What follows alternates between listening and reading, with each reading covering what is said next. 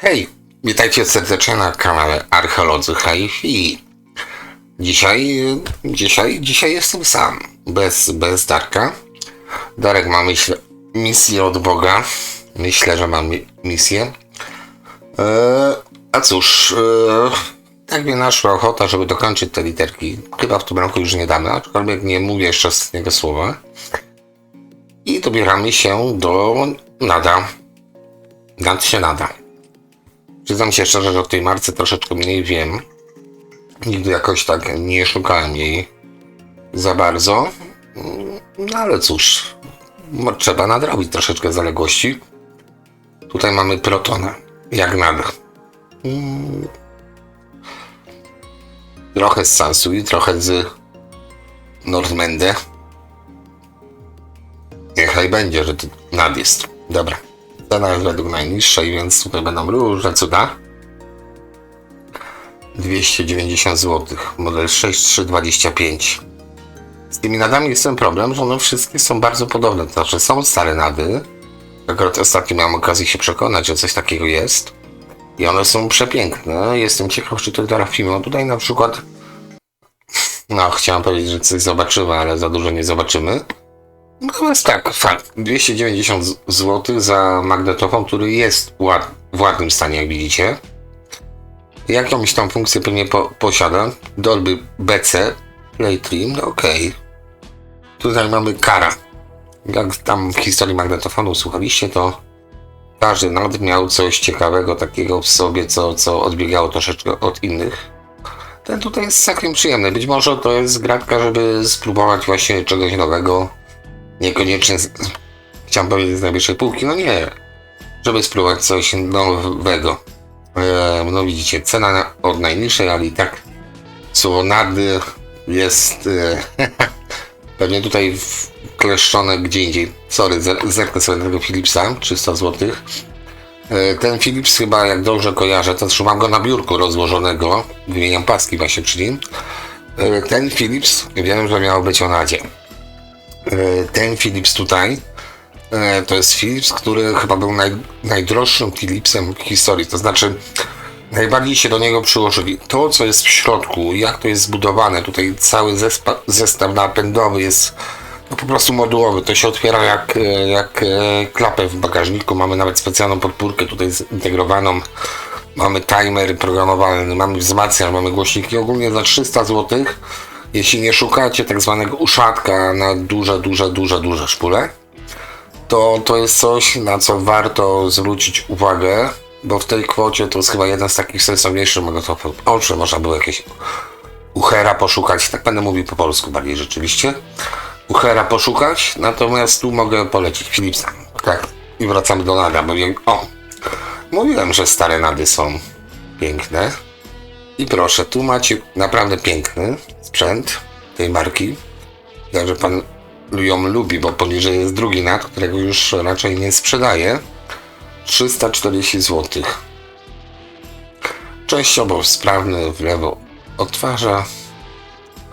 Ok, czyli coś powiedzmy z prądami, silnikami, no by trzeba było pogrzebać, tak? Dla odważnych.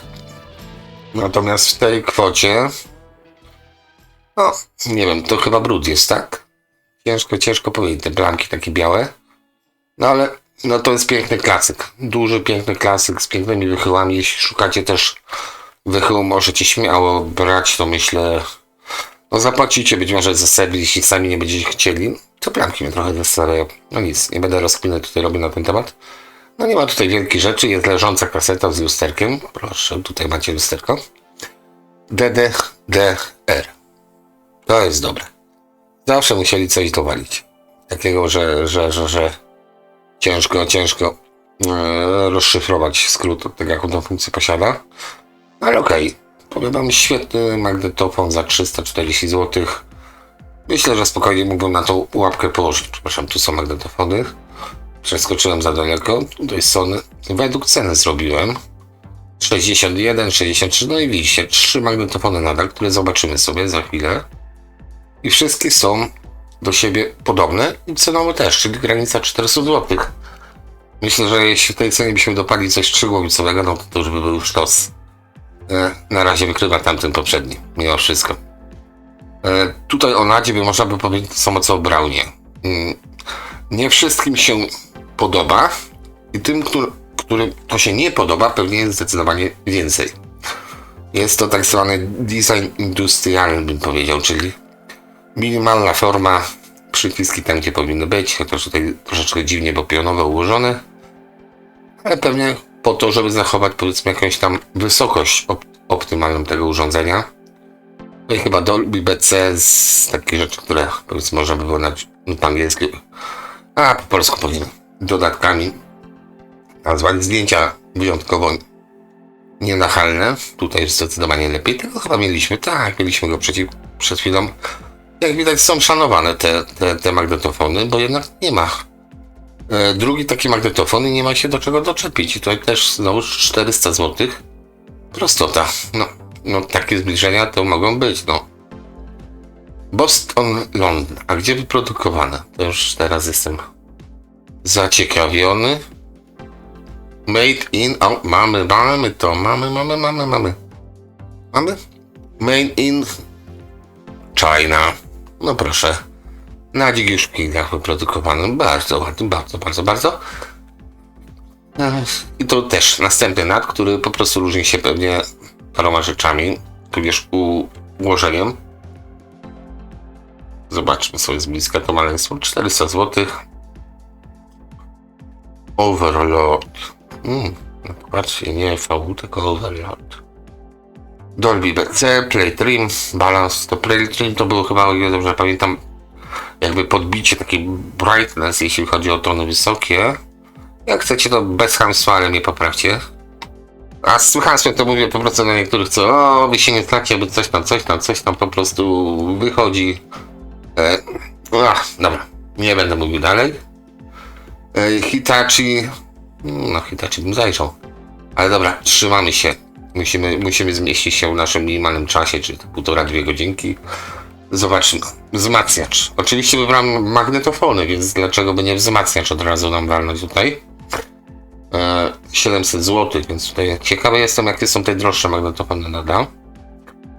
To jest też dla mnie przygoda taka sama jak dla was, więc pewnie zaraz sobie zobaczymy.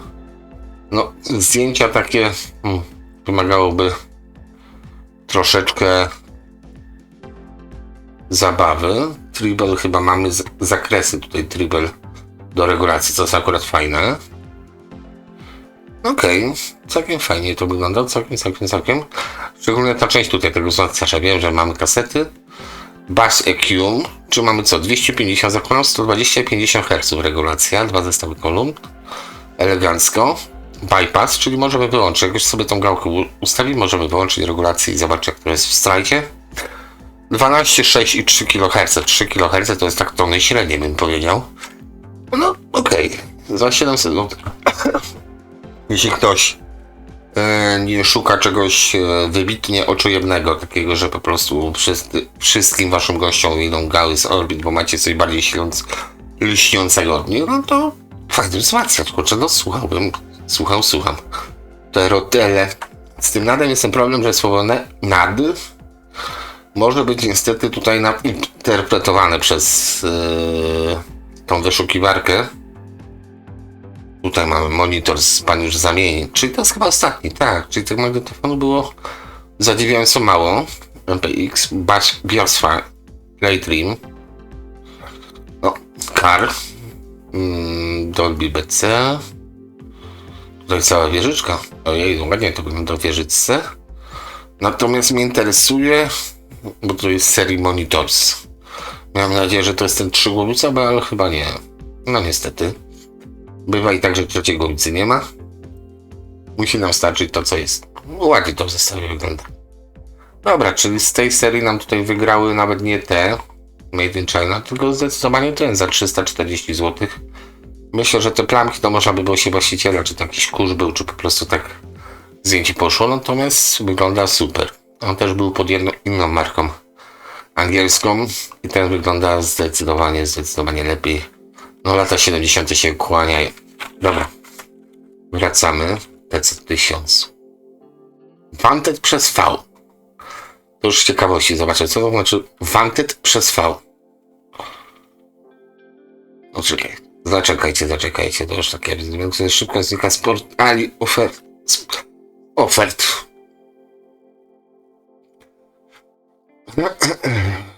No, żeś formie no okej. Dlaczego to znika? No, pewnie przez te wychyły, bo je lubicie, tak? Wychyły są super, to przyznaję. Yamaha mam, też przyznaję. Gra troszeczkę jak Onkyo. Jeśli miałbym porównywać Yamaha, to porównałbym do Onkyo, tylko to jest porównanie 3-głowicowej Yamaha do 3-głowicowego Onkyo. Taka różnica malutka. No dobra, wracamy dalej. Znaczy, wracamy dalej, tak? Rozumiecie, co właśnie powiedziałem? Okej, tutaj mamy nadal. To zobaczymy teraz, co tutaj ciekawego. No byśmy może w Amplitunerach coś znajdziemy takie vintage. To by było super. No znaleźliście, jakże inaczej, 800 zł. Tylko tu będzie dużo badziewia niestety. No dobra, już nie będę mówił, że no niestety. Najtańsze przedmioty sobie wyszukujemy. No i tutaj 800 zł. Też już, no podobnie tego wzmacniacza, który tam zupełnie przypadkiem się trafił. No słuchałbym. Regulacja normalna. Wyciszenie szumu między kanałami, na przykład po lewej macie, jak macie FM Mute, czy tam Mute, bo dobra, będziemy po polsku, słyszycie, raz o tym wspominam. To nie szumi wam pomiędzy stacjami loudness, jest, wszystko jest volume, balance. No, to jest taki klasyk, bym powiedział. To jest coś, co może zadowolić, powiedzmy, oczami, jeśli lubicie. No bo nie wszyscy, że tak powiem, mają meble z Ikei. Nie wszystkich też kręci sprzęt z Ikei. I niestety to wzornictwo w pewnym czasie się skończyło, więc dla takich ludzi, którzy szukają czegoś właśnie egzotycznego, bo to tak bym nazwał, nawet nie vintage, czy tam biały kruk, czy tam czarny łabędź, czy jeden pies, czy ślepy pies, o, to było dobre porównanie. Po prostu to jest coś unikatowego. Czasami te egzemplarze, które występują, na przykład ten pan, co sprzedawał magnetofon, jeszcze sprzedaje resztę, ale na dziennych aukcjach, zamieni go za gotówkę zapewne. A nie, a się wstydzi. No szkoda. Ale dobra, to też jest zachęta do tego, żeby zadzwonić. Tutaj co mamy? Nada ukrytego pomiędzy Technicsem i Philipsem. Też zamienię. Ale znaczy się, że jak już mamy zamienię, to już się skończyły nam w zasadzie amplitunery markin. Ja boję, że się skończyły. No, Olix jest naprawdę ciężki do współpracy, bo cały czas jednak to swoje upycha. Tutaj mamy coś 150 zł. NAT T751. DTS, RTS, Dolby, coś tam. Takie kino domowe chyba. Ale gałki są, przyciski są, więc jeszcze może zagrać. Display, memory, preset, tune. No dobra. Jest tutaj, no, aktywne chłodzenie, 90 lata, witamy. No, ale cena atrakcyjna, 150 zł. Diory się troszeczkę bardziej cenią niż ten NAT. Co zresztą, a nie widać. Tutaj co mamy? C740 amplituner. No, tego się bałem, dlatego w zakup tego NADa troszeczkę nie ruszaliśmy. Bo żeby tutaj trafić na coś takiego, co trochę błyszczy bardziej. Tamten wzmacniacz, jak ja powiedziałem, on miał tą regulację tonalną, to już jest fajny taki błyszczyk. To już jest tak w miarę na miejscu. Tutaj, no, bez przycisku to już dla chętnych, myślę bardziej, bo no nie każdy ma ochotę ganiać, latać, dorabiać, drukować, cokolwiek robić z tym przyciskiem, żeby coś takiego zrobić. Następne kino domowe, właśnie tego się bałem w nadzie. Amplituner 350 zł, sprawny. Ten wyświetlacz mnie troszeczkę... Ładuj się, no. Jedno zdjęcie, prąd wyłączony, sprawny w opisie. Jakiś to model? 705 receiver. Zobaczymy sobie, nada się. A dobra, nie będziemy sprawdzać, nadal lecimy dalej. Szukamy raczej vintage'u takiego. 7125, tam był 705, to nie jest 7125. No też takie, chyba to jest nawet mniej ekspresyjne od Brauna, mam wrażenie. Jest po prostu, no, nie idzie tego pomylić. To na pewno, ale jest spokojnie, bo Brown jednak miał takie coś, że jakieś takie bardziej żywe kolory, jakieś podświetlenia, jakieś elementy ruchome, ładniejsza. Tutaj jest po prostu tak, może trochę z baka Lucena. Wiem, fantazjuję, wybaczcie, jak się nie podoba, to poszukajcie innego nadającego, ja powiedzieć słuchacza, ale to raczej bym się nie wszczelił słownie. Dobra, Skandyna akurat chętnie zerknę sobie, to jest rzadkość. Nie zawsze ciekawi, kto to produkuje, ale jest przepiękna. A na S jeszcze przyjdzie pora, ciekawe czy będzie, jak już SK trafi nam się, bo tam będzie Sony i parę innych rzeczy. Nie jest to zbyt duże, nie jest zbyt małe, ale jest naprawdę ładne. Te wychyły tutaj mnie, tak powiem, frapują z takich elementów. A, to widzicie. I tu was mam. 4,5 stówki macie. Macie do watów. Zakładam, że prawy wychył też ma do watów, więc to w zasadzie jest takie 2 w 1. Czyli oprócz tego, że macie tutaj siłę sygnału. Szkoda, że pan się nie pofatygował, nie pokazał tego drugiego VU-metera. Spróbujemy go we własnym zakresie. Oczywiście, że spróbujemy go we własnym zakresie zobaczyć. Drugi VU-meter, tak jest, też jest dla 400 W, więc któryś z tych magicznych przycisków, też nie będziemy robić rozkminy, przełącza funkcję strojenia, czyli tu jest siła sygnału, tu jest zakres do programatora. Któryś z tych magicznych przycisków przełącza nam to, że to nam zapieprza na nocy, więc to już jest za 4,5 stówy. Piękne, bardzo unikatowe urządzenie. App sobie zostawię, żeby jeszcze troszeczkę poczytać o nim z ciekawości. Amplitunerów nim mamy T763. No. Właśnie to jest to. Nie mam ochoty klikać na Bendonada. Mam ochotę na kawałek niemieckiego jakiegoś tortika typu Normende, które już przerobiliśmy tutaj z Darkiem.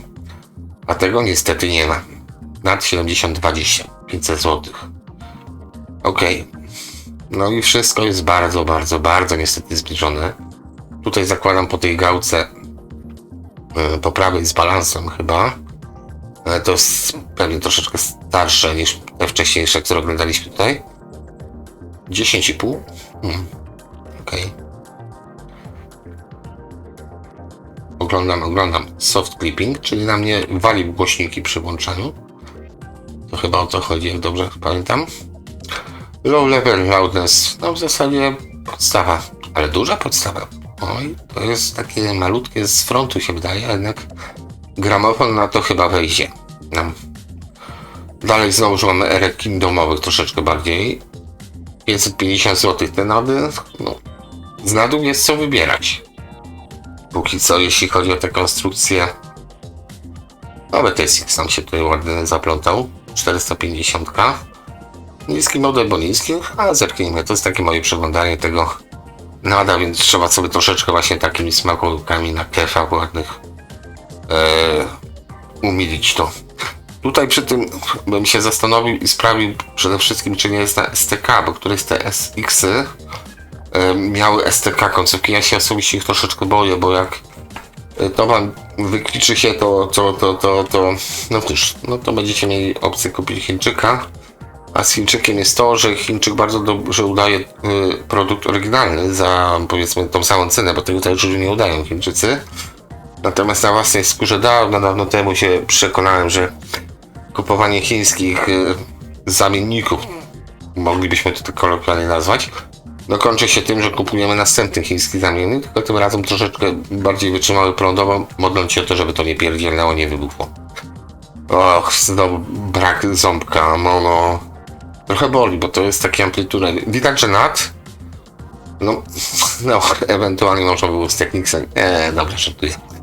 Pomylić, ale już jest ładnie. Tutaj jest bez ząbka, a ten na dole 749, 50 zł. No to różnica 50 zł za ten przycisk. No i tutaj bym chyba dołożył o cicho. Tutaj pan, który ma ten przycisk kompletny, już wygrywa. Bo to jest dla mnie, to jest moje prywatne zdanie, bardzo upierdliwa rzecz, żeby później takie coś... A to nie cieszy, no to boli, no wydaliście za to, no. Jakby się ten wzmacniacz znaleźli gdzieś na śmietniku, chcieli sobie go w garażu posłuchać, no to brak tego przycisku raczej wam nie będzie przeszkadzał. Myślę, że spokojnie sprawę byście załatwili kawałkiem czarnej taśmy izolacyjnej. Natomiast jeśli to ma gdzieś być na widoku ludzi, tak to nazwę, no to lepiej, żeby to było ładne. Nie pamiętam właśnie, czy wcześniej nie widzieliśmy tej... Sorry, to muszę sobie dać tutaj gdzieś serduszko albo coś takiego, ale nie będę klikał. Albo zostawię wam jako prezent, bo to jest przepiękne. Tutaj muszę poklikać troszeczkę, bo z rozpędu zostawiłem okienka. To jest chyba ten sam, co przed chwilą. Tak, to jest to samo, przepraszam. Tak się przeskoczyłem. Tutaj mamy też NAT 7060 i NAT 6000, czyli tu mamy zestaw. 900 zł NAT. No, jest fajnie. Tutaj takie wypłowiałe. To wypłowienie to jest tak jak kiedyś mówiono, że była jakaś Gold Edition. Radmore. No to tutaj jest mniej więcej to samo, czyli to było anodowane po prostu i... Okej, ładny zestaw. Bardzo ładny deck. Tak jak powiedziałem, jeśli chodzi o nada, rzadko spotyka się niestety magnetofony 3-głowicowe, ale być może po odtwarzaniu będą bardzo przyjemne, więc tutaj z racji tego, że nada jeszcze nie słuchałem, nie będę mówił, czy jest lepiej, czy jest gorzej jednych magnetofonów, no bo nie, to zostawiam wam. Tutaj mamy 120. Zobaczcie, te amplitudery z lat 80. były niesamowicie podobne do siebie. Tutaj 140, 120 i znowuż mamy to samo, czyli też podobna linia. Tutaj mamy 160 Bass Treble, powiedzmy, bo zakładam, że tym się również 120 Bass Treble, no to jedno okienko mniej wycięli. Reszta jest prawie to samo, może jeszcze tutaj gałeczka jest zamiast gdzieś wciśnięta do selektora, wydaje mi się, jeśli chodzi o źródła, więc powiedzmy jest ta jedna gałka więcej. No i wsio. To wszystko. Ciekawe, po co tu jest aż 6 wejść lub wyjść na małego jacka. A, bo tu jest tape z przodu jeszcze wrąbany. In-out na jacku. Dodatkowo w tym 160, a tu mamy pewnie... No pewnie byśmy musieli... Nie wiem, tape, doubling i phones, czyli tu jest powiedzmy stereofoniczne wejście jackowe, a tu macie po prostu in-out, czyli mamy takie rola. No pewne wyjście. O, to są one. Piękne. Jak ktoś lubi wychyły, kolejny egzemplarz, żeby też je podziwiać. Nad 140, czyli tak coś pomiędzy z tą 160, bo tu jak w kolejności 120, pewnie 20 watów, 140 i 160. Cenowo 800 zł 160, 1000 zł 140, być może jakiś serwis był, i 1000 zł 120, więc najwyższy model jest de facto najtańszym modelem z tego zestawienia. Ciekawostka, prawda? Onkyo. No Onkyo nie. MX 2500. TX chyba. MX? No dobrze. Onkyo na przyszłość. Znowu 140. Więc już wiemy, że są 120, 140, 160 z tych klasycznych na dół. 140. No i zobaczcie, nie ma sensu. To 1200 zł już. No tutaj zostawię wam, bo to już by był za nudny odcinek, żeby tak po kolei wertować, co się stało, czemu ta cena tam, tu jest 300, 1300, tam jest 800 zł, no nie będziemy tego rozkminiać. Mamy 1400, ciekawe na jakie ceny dojdą konkretnie te modele nada, czyli 120, 140. Tutaj nie wiem jaki jest, trzeba kliknąć. Zgadłem, ale myślę, że 140 to jest. Po braku tych podwójnych. No pan nie pofatygował się, nie napisał jaki to model. 140 jest na froncie zaznaczone. Rozstrzał niesamowity. Tu mamy 160, już nie trzeba nawet rzeczywiście czytać. 1600 zł, więc dwukrotność tamtego urządzenia. Harmany nam już wchodzą. Ciekawe, czy NAT przebije jakikolwiek kwotę 2000 zł. Myślę, że nie będę myślał, bo myślenie czasami nie wychodzi. Lepiej działać. Arkham. To już nie jest NAT. Rotel? Teton, przepraszam. Pierwsze skojarzenie z Rotelem, a to Teton jest. Onkyo TX, to chyba nam się skończyły. Nady się skończyły. Marans 27. 3500 zł. Klasyk. Na pewno stary Marans, sądząc po znaczeniu. Nie mieli filozofii. Co tam jeszcze nawet dodatkowo powiedzieć? Chciałem powiedzieć, napiszcie mi jak w komentarzu, ale to niestety nie jest odcinek na żywo, a może powinien, ale rzuca, że tak powiem, zakomunikujemy wcześniej, żeby to miało rączki i nóżki. To co, wzmacniacze by się przydało chyba zobaczyć, bo widzę, że tutaj amplitudery raczej, gramofony, A głośniki sobie jeszcze zobaczymy, tak z ciekawości. Bo no, nie wiem, czy nad cokolwiek z głośników produkował. Myślę, że nie. Więc tutaj podejrzewam, że jest nad głośnikiem niskotonowym, jest umieszczony wysokotonowy. Więc to słowo nad się dość przewija rubacznie. Ok, wzmacniacze nada. No, tutaj widać, nadal produkuje te rzeczy. Najtańszy przedmiot. Dobrze. Źle. Zamienię, czyli to są zdecydowanie tanie rzeczy. Całą wieżę ma. Zobaczmy sobie całą wieżę nada. I na całą markę na Olikie w tym momencie są, powiedzmy, no dla mnie jest ten magnetofon i ewentualnie ta skandyna, która zupełnie przypadkiem tutaj... Aha, bo... Nie. No, w Gdyni nie ma nada. Okej, zobaczmy tą wieżyczkę. Zobacz, mega prostota. Doli BC w porządku. Chromówka, metalowa kaseta, dobrze, pełnym zdaniem. Co tu mam? Playtrim i w zasadzie wszystko. Taki sprzęt, bym powiedział, nienachalny, urodą. Coś, co może spokojnie grać. Wkładasz kasety, słuchasz. Wkładasz płytę, słuchasz. Włączasz radio. Traktowali tuner i wzmacniacz. Słuchasz. To nie jest do zabawy, to nie jest do podziwiania sprzętu. To jest po prostu rzecz do słuchania. Wzmacniacz. Klasy nad wzmacniacz. Ja się boję, że tutaj będzie bardzo dużo takich kin domowych pod tą marką. To raczej nie wygląda na coś vintage'owego, ale czerwień Vega chyba pozwala już... Czerwień Vega. Ładniutkie. Dobra, nie mówię tego, że czerwień Vega, bo też jestem po pracy w tym momencie. Zmęczenie może wejść. Mogę coś powiedzieć nie tak. I zostanie to bezwzględnie wykorzystane. A i dobrze. Przynajmniej ktoś ruszy czaszką, powie: ej, stary, ty się pomyliłeś. Dobra. Tutaj będzie ciężko, jeśli chodzi o wzmacniacze. Tak? Dobrze, bo już się teraz pogubiłem. Przepraszam, tak bywa. No nad wzmacniacze, a tutaj nam jakieś routery wywala. No w ogóle nie chcę przejść do drugiej strony. Ok, tu mamy monobloki na 12900, troszeczkę drożej, pewnie ceny nie zrobię. Nie, najtańszy przedmiot plus. A pakiet ochrony, najtańszy przedmiot, dobrze, też będziemy z pakietem ochrony tutaj szukać. Znowu musimy te routery popodziwiać sobie. Expandery i tak dalej. Cambridge Audio.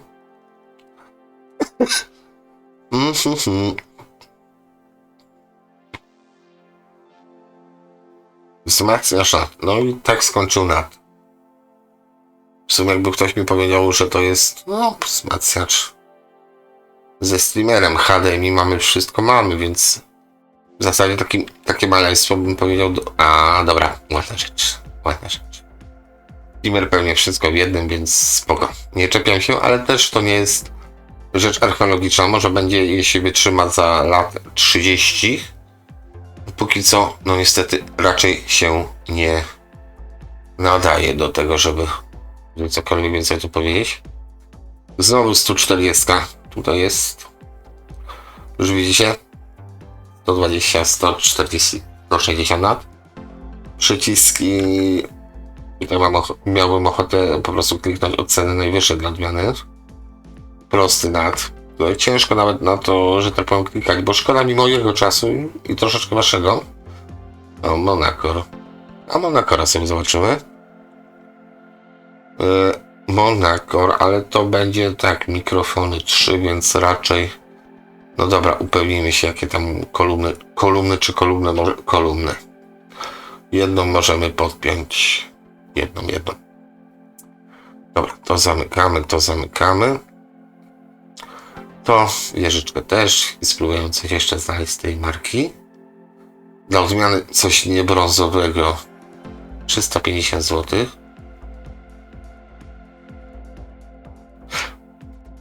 Tu zobaczmy sobie, zdjęcie chyba ładne, więc no troszeczkę, że tak powiem, detali tutaj nam wypływa jak szambo. No okej, regulacje, po prostu słuchać, nie bawić się za dużo. Wejścia są, korzystać. Koniec przykładów. To jest ciekawostka Trauna, bo tutaj to co udaje wychyły, to no to jest wyświetlacz i to nie jest jakiś tam OLED szybki, tylko to jest powolny wyświetlacz LCD. Na zdjęciu wygląda to zdecydowanie lepiej, moim zdaniem. Okej. Znowuż mamy, tak bym powiedział, generyczny, tak? Nie ma tu właśnie tak jak przy tamtym przypadkowym wzmacniaczu tej funkcji w regulacji equalizer, bym powiedział. Korektor taki malutki, czyli regulujemy sobie przy wybranej częstotliwości. A to dlatego o tym wspominam, bo to też fajnie wypada. Po co to jest? To jest po to, abyście mogli sobie, że tak powiem, jeśli znacie wartość na przykład cięcia waszej zwrotnicy na tonach, załóż może kolumna dwudroża, to możecie spróbować sobie przy takiej regulacji, powiedzmy, te tony wysokie włożyć tam, gdzie rzeczywiście głośnik wysokotonowy zaczyna grać. Więc zresztą daje ciekawe efekty. Ostatnio akurat tym się bawiłem w Grundiku R45 i to, no, coś na rzeczy w tym jest, że to jest akurat fajna zabawka, tak, zabawka. Ale coś takiego, co daje trochę frajdy, więc no ja się ku temu skłaniam. Żeby takie regulacje były po prostu w tym sprzęcie. No i widzicie, dlatego z tym nadem tak nie było po drodze. Sony cieszy. Oczywiście od czasu do czasu Sony ucieszy, ale nad, no tak jest, bo jest. Amplituner stereo dla odmiany, amplitunery są w wzmacniaczach. Preamp nam da. Okej, to możemy zobaczyć, 650 zł. Więc na preampa to jest cena całkiem przyzwoita, bym powiedział. Kwestia jaka regulacja. Ładne AKI. Sony, widzicie? Ja się wolę upewnić, bo jeden co najmniej magnetofon jest wykonany przez, znaczy ma brand Sony i ma brand Akai. Wygląda identycznie. Tutaj też mógłbym to na Akai, że tak powiem. No dobra, może nie do końca, tutaj troszeczkę inny system napinania taśm jest. Ale tak, jest taki magnetofon, który wygląda identycznie i tylko napis Sony lub Akai jest na nim zmieniony. Możliwe, że głowice też są inne zastosowane w tymże magnetofonie. Dużo sprzętu nowoczesnego. Wzmacniacz audio. No w tym momencie tuner dla odmiany. Wszystkie guziczki ma, ale tuner, czyli amplituner już. Okej, no ja rozumiem, nie? Ale tuner to chyba nie jest, tak? Skoro ma regulację tonów. New Acoustic Dimension made in by NAT Taiwan. Czyli na Tajwanie. Power rating 150 W, dużo nie bierze. Ale na pewno to nie jest tuner. Kurczę, no, ciekawostka, kolor ładny. Skala ładna. Tutaj tak troszeczkę. Tajwan, no tu dużo gadać, tak? Rączki były tańsze niż w Japonii już wtedy na Tajwanie. No to tamte rączki to składały. A rączki japońskie od rączek tajwańskich, a teraz chińskich nie różnią się aż tak bardzo. A jak robią tanio, no to nie zasuwają. Globalizacja, moi drodzy. Kiedyś w Polsce tak zasuwano też i w Polsce no przespaliśmy troszeczkę też ten okres, że Zachód mógł inwestować, my byśmy mogli pracować na... O, dobra. Odzywa się we mnie politolog. To boli czasami. Wzmacniacz stereo na 7020. Wzmacniacz czy amplituner. Stereo receiver. No cuda. Tutaj w NADzi się dzieją cuda. Jest wzmacniacz, który jest amplitunerem. Jest amplituner, który jest tunerem, więc spoko. Nie da się ukryć. Unitra WSH, no 760 zł Polska. I teraz tak, z tym nadal naprawdę przebolejemy to. To jest taki przeskok. No i co? Jeden magnetofon. Jeden magnetofon i może kawałeczek wzmacniacza. Tutaj ceny wyższe co wypełnimy. Wzmacniacz na... Tutaj mamy to... No tutaj w tej cenie powinniśmy mieć już tą regulację. Takie zdjęcia trochę podejrzane są, więc sorry, nawet nie pokazuję tego. Nad 160 znowu. Korting, proszę. Neckerman. Mieliśmy Neckermana, a tutaj Korting. I czeka na mnie. Germanowy. malutki germanowy wzmacniacz. Nic szczególnego takiego, co by wam po prostu kopara opadła. No, końcówka na 60 bym powiedział. Ale mnie to cieszy. Cena trochę mniej, bo mam tuner, ale aż takiego parcia mam dla tunera, żeby to kupić, to... No właśnie o to chodzi. Trzeba czasami sobie mierzyć chęci na siły, tam zamiary na... Siły na zamiary, przepraszam. Okej. Lecimy dalej. Nikko też powinno być pod N, to nie wiem, OLX tam chyba już widzi nasze logowanie, to już nam podsyła. Tutaj dużo nadów jest, jeden po drugim w sumie. 2 nady Nikko. Zobaczmy sobie, co tutaj pan ma, bo to jest całkiem spora wystawka. Kenwood, nady, to jest 160. To chyba 2 pioniery tutaj leżą. SX-y. Tutaj leży, tak bym powiedział na pierwszy rzut oka, Philips. Jakiś na dole, ale nie jestem pewien. No i co mamy? 140 czy 160? Też nie, na zdjęciu nie widać. Okej.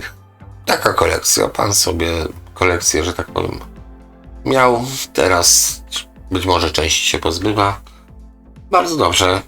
Jeśli to tak leży sobie, bo leży, to niestety po paru latach już może wymagać od tego leżenia po prostu jakiegoś małego serwisu, tak? To jest tak jak z samochodem. Zostawicie samochód na 2-3 lata pod chmurką. Cuda będą się działy, po prostu cuda. Powiadam wam, opony też powiedzą, no gdzie byliście, jak was nie było? Nad 160. Okay. 30-20. No właśnie nie ma tego nawet 3-głowicowego magnetofonu. Marantz 26. To już musiałem po angielsku 26 przeczytać. Okej. Tu jest cała wieżyczka. Tu jest to... Aha. A czy wiesz, jak odróżnić poszczególne wersje? To na to trafiliśmy tutaj z Darkiem. A tego nada. No właśnie już przynajmniej jeśli chodzi o pitunery, ja i osoby, które oglądają to ze mną, mogą rozróżnić. Teraz co? Bądź waść tytuł oszczędź. No nic, poniedziałek. Dobrze, wiecie co? Zrobimy może troszeczkę inaczej, bo tutaj jest naprawdę... nie chcę was zanudzić. Nie chcę siebie zanudzić tym sprzętem. Więc jeszcze zobaczymy, co jest najdroższe. Jeśli chodzi o nada. Bo może tam jakieś perełki będą, o których ja nie wiem.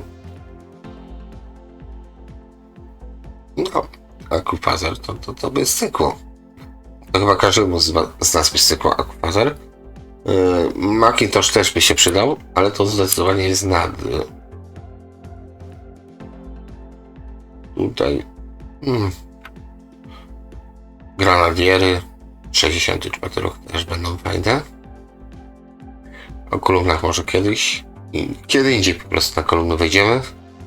Okej, z racji tego, że to naprawdę zaczyna mnie przymulać. Jak mnie przymula, to znaczy, że już jest źle. Myślę, że co chciałem, to z nada niestety widziałem. Przepraszam, są lepsze wzmacniacze, ale akurat szukanie tego, scrollowanie w tym momencie, zajmowanie, nie wiem, pół godziny, żeby oglądać jedną rzecz, bez sensu. Totalnie bez sensu dla mnie. Więc zobaczymy, co tam następnego na liście mamy. Mamy taką markę trochę dziwniejszą. Jestem ciekaw, bo nie wszystkie marki znam. Naim. Czy coś klasycznego z tej firmy? No literka N. Tutaj będziemy się mogli mi tutaj pocisnąć, pojechać. Co to jest Naim? Streamer, preamp, końcówka mocy. No to raczej takie nowsze rzeczy. Znowuż CD, tak? Jak jest kabel za 1290, to już jest grubo. No kabel też jest gruby, oczywiście. Kto będzie chciał mieć grubego kabla, jakby na to nie patrzeć. I tutaj znajmę chyba na tyle skończymy, bo nie widzę, żeby tu było coś takiego, chociaż to zobacz, a nie, widzicie, 50 na 50-lecie wydany wzmacniacz Monostream aux mains. Ok, regulacja, po prostu głośność, tylko i wyłącznie. Ciekawe podejście. Zgubiłem się troszeczkę, no wybaczcie. Ok, tu byliśmy. Zobaczmy jeszcze, czy tam zdajma coś będzie. Więc to do przeżycia. Mam nadzieję, że później będzie coś ciekawego. No myślę, że dzisiaj skończymy tą literkę N. Ale żeby na nada tylko jeden był taki ciekawy magnetofon, to jeszcze za 350 zł też mnie boli. Audio researcher, lampówki ciężkie, duże. Okej. Znajma to tylko, bo to na 50-lecie. A myślę, że najciekawsze byłoby, jakbyśmy trafili na to, co było oryginałem tego wzmacniacza 50 lat temu.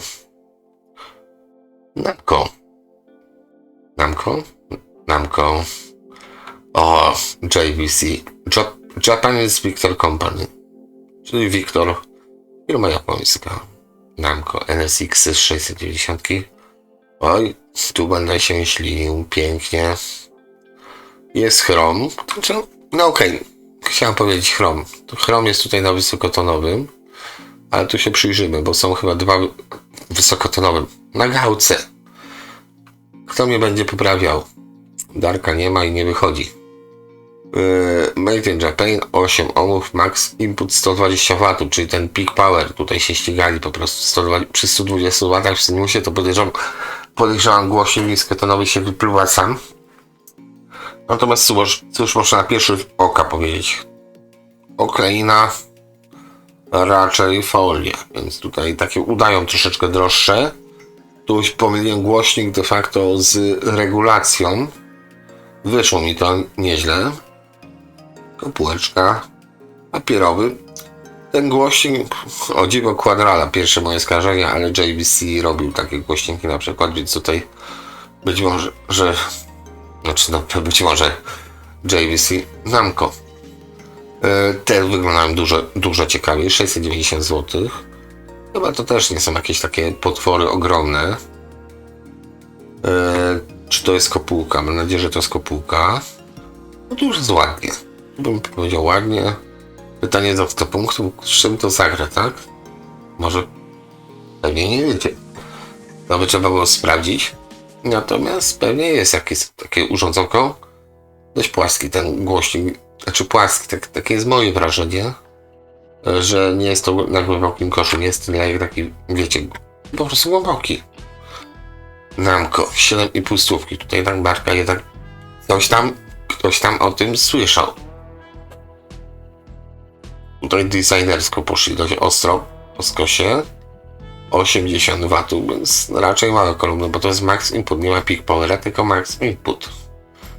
80 W, dykta, Namco. Może się podobać, nieźle. Jest tak troszeczkę. Tutaj zostałem u gustach. Czy się podobają, czy nie. Szerokość 25, z maską 25 głębokości, wysokość 49. Więc raczej z tych niewielkich 50 cm to nie jest ogromna kolumna. A tutaj Namco to jest pewnie nie, chociaż nie. Dobra. Sprzęt audio powinienem zrobić. Teraz Namco sobie wpisać. Namco. Żeby nie było, jesteśmy w Polsce, to będę mówił Namco. No chyba lepiej Namco, nie? I to by było wszystko. 3 pary kolumn tej marki, a reszta to widać jest dopychanie. Głośniki kolumn, dokładnie tak.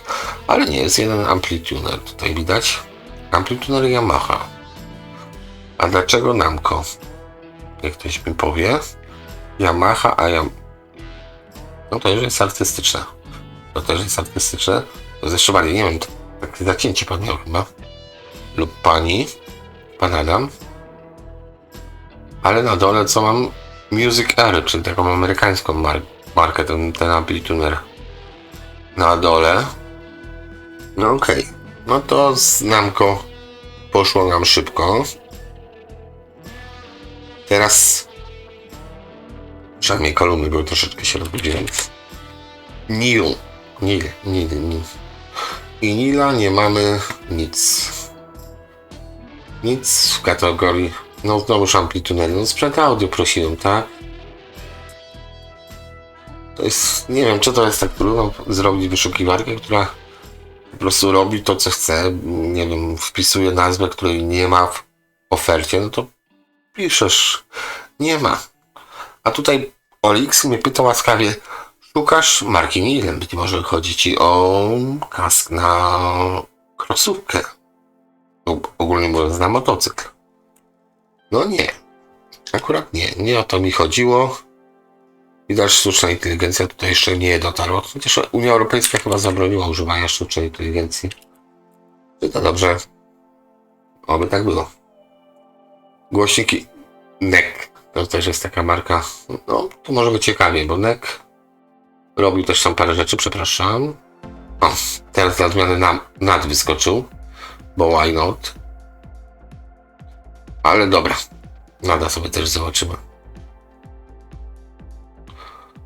To wzmacniacz. No, z NEC-ami będzie fajnie. Ogólnie kondensat, końcówki mocy. Tranzystory NEC-a są poszukiwane czasami. Czy to jest ładne, to ciężko powiedzieć. Na pewno jest japońskie. Skala taka w środku puszczona do umycia, usyfione niesamowicie. Być może ma to swój urok. Pamiętajcie, wtedy palenie papierosów w pomieszczeniu było całkowicie naturalne, więc tutaj myślę, że ta naturalna rzecz też została na tych zadziwiające kolumny. Duża kolumna, mały głośnik szerokopasmowy. Ale aż jestem ciekaw, co tam w środku drzemie. 2 głośniki z obudową jeszcze. Z obudową. Ale zobaczymy sobie NADa. Odcinek szarpany Protection. Kiodę mamy, czyli jak coś pomylimy, to może nam się nie spali od razu. Wysterowanie aż do 140 W, czyli abstrakcja. 50, 80, no powiedzmy tak, no zgadza się, 50, 10, 20, no okej, niech będzie. Meter. I tutaj macie ten problem, bo widzicie, tu jest 5 W pokazuje maksymalnie, albo 80 W. A dlaczego? Bo jak walicie 80 W, prawdopodobnie już nie słyszycie nic. Ale widzicie wychyły. Natomiast przy normalnym słuchaniu, no niestety te wychyły muszą być maksymalnie do 5 W. I przy normalnym słuchaniu i tak te wychyły wam nie dobiją. No może dobra, niech będzie, dobiją wam do połowy, tak? Zresztą tu mamy tą skalę dolną. 5 W chyba na środku. 5, czyli tu jest 50. Nie czytałem, takie wygląda jak 80, ale to chyba z 50. I do 14 W wysterowanie niskie. No reszta funkcji taka podstawowa. Bym powiedział, tutaj roboty robią wychyły. A nie, mamy też jakąś regulację, czyli 2,5 kHz i 5 kHz tony wysokiej. Tak samo 500 Hz, 250 Hz regulacja tonu niski. Jakoś nie pokwapili się i nie napisali, że przy 20 Hz. Ciekawe dlaczego. Bo może przy tych 200 lepiej brzmi. A nieważne, to jest rozklina też może na takie prywatne, jakieś zamknięte grupy. Zapraszam też do rozmowy. Aha, widzicie, gadam, a zapomniałem podziękować za kawki, które stawiacie. No, miło, że ktoś docenia tą pracę, tego się nie spodziewałem, to nie był mój pomysł, ale już jak już powiedzmy pomysłodawca powiedział, mam o tym wspominam, to wspominam. Nie boli was to, mam nadzieję, aż tak bardzo, że wspomniałem, dzięki. Amplituner Sansui QRX 3500. No z Sansui też mam problem. Przepiękne rzeczy. Tylko jak już się opatrzą te piękne rzeczy, to czasami zostaje nam taka piękna wydmuszka. Troszeczkę. Ja wiem, że są miłośnicy. Sam byłem miłośnikiem marki Sansui ogromnym. Mi się to podobało po prostu pod każdym względem. Szczególnie oczami, ale powiedzmy zderzenie ze wzmacniaczem lampowym to przypominało jakby rzeczywiście ten wzmacniacz Sansui, a tu mówię o QRX 5500, który teraz w ogóle już ceny powariowały. Był kiedyś drogi, bo kosztował tam 3000 zł, teraz już jest obłędnie drogi. No to zderzenie tego QRX-a ze wzmacniaczem lampowym, który miał 10 W, wyglądało jak zderzenie tego samego QRX-a z ciężarówką. No, mniej więcej taka różnica w dźwięku była, więc troszeczkę do marki. Ja osobiście, prywatnie się zraziłem. Tak, testowałem na różnych kolumnach. Mam trochę tych kolumn, miałem kiedyś trochę mniej tych kolumn, ale też powiedzmy wystarczająco. Czyli co, tak przy Neko odlecieliśmy troszeczkę. No i znak się skończył, to jest jednak egzotyka tak pełnym rynkiem. Neckerman, to Curtin. Neckerman być może nam wyskoczy. Neckerman, czyli taka marka z lat 60., powiedzmy 70., marketowa. No ale zobaczmy, tutaj Curtin. Neckerman, no już wcześniej mówiłem o tym Germanie. Dual HFB, Electroa, no okej, Live. Neckermana, spodziewałem się więcej. No to mamy takie podstawowe rzeczy, na które nie warto patrzeć. O, ale na to bardzo chętnie spojrzę. Piękny amplitude, no już niestety też nie tani, ale śliczny. Tutaj ta skala. To jest takie maleństwo, to też ma około paru watów.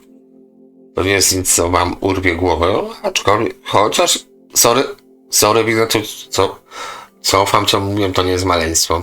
Jakby to było JVC albo Sony, to by było maleństwo, to już jest troszeczkę większe. 84 W. No to tym bardziej ładniutkie. Tutaj ten celownik szczególnie robi robotę. To chyba idzie po skosie, tak? By to wyglądało 100. Tu mamy 100, troszeczkę mniej niż 100. No okej, trzeba było rozkminić, jak to działa. Natomiast na pewno do sypialni, czy gdziekolwiek do salonu, nawet bardzo chętnie bym to zobaczył z tyłu jak kapelusze. Stare, krzemowe Neckerman. Można. Tylko 1400 zł, no to no nic. 1400 zł, wiecie o maśle, że nie będę wspominał, bo to jest takie pierdzielenie. Dali wam masło, to możecie gadać. Tak samo maśle gadają, nie gadają. Masło jako temat, żeby nie było. Radio Neckerman. Radio, dosłownie radio, ale sprawdzimy sobie to radyjko 40 zł. Też troszeczkę żal, nie wiem co tutaj na dole, mam nadzieję, że drewno samo. A nie, to jest na deseczce po prostu chyba położone. Tak, to jest na deseczce. No strzał było bite.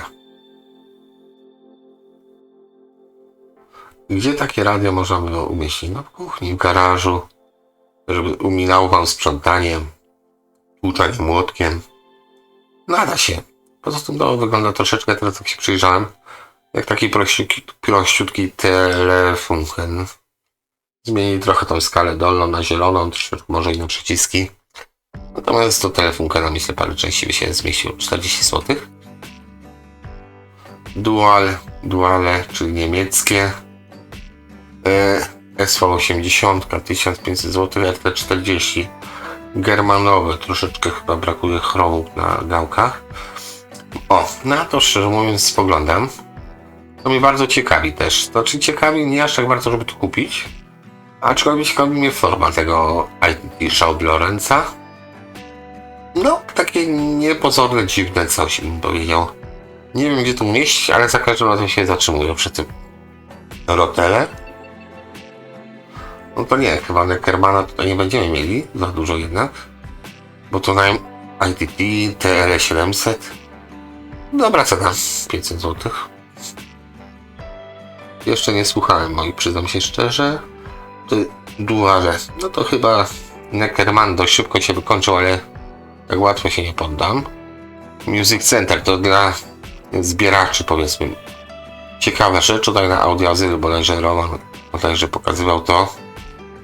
Chyba dostał nawet do muzeum. Tutaj macie po prostu cholerę ścieżek na taśmie nagranych, ogólnie lampowe, monofoniczne, ale no jest co tu robić. Po prostu ścieżek jest ogromna ilość, każda literka ma tam powiedzmy ileś tam obrotu, czy to na bębnie jest nawet bardziej ładna rzecz. Pani Anna sprzedaje 2800 zł, ale to dla kolekcjonera powiedzmy antyków nawet bardziej niż sprzętu hi-fi. Dobra, Neckerman coś tak, no nie wszedł nam za bardzo. Grundika zestaw podrożony niesamowicie.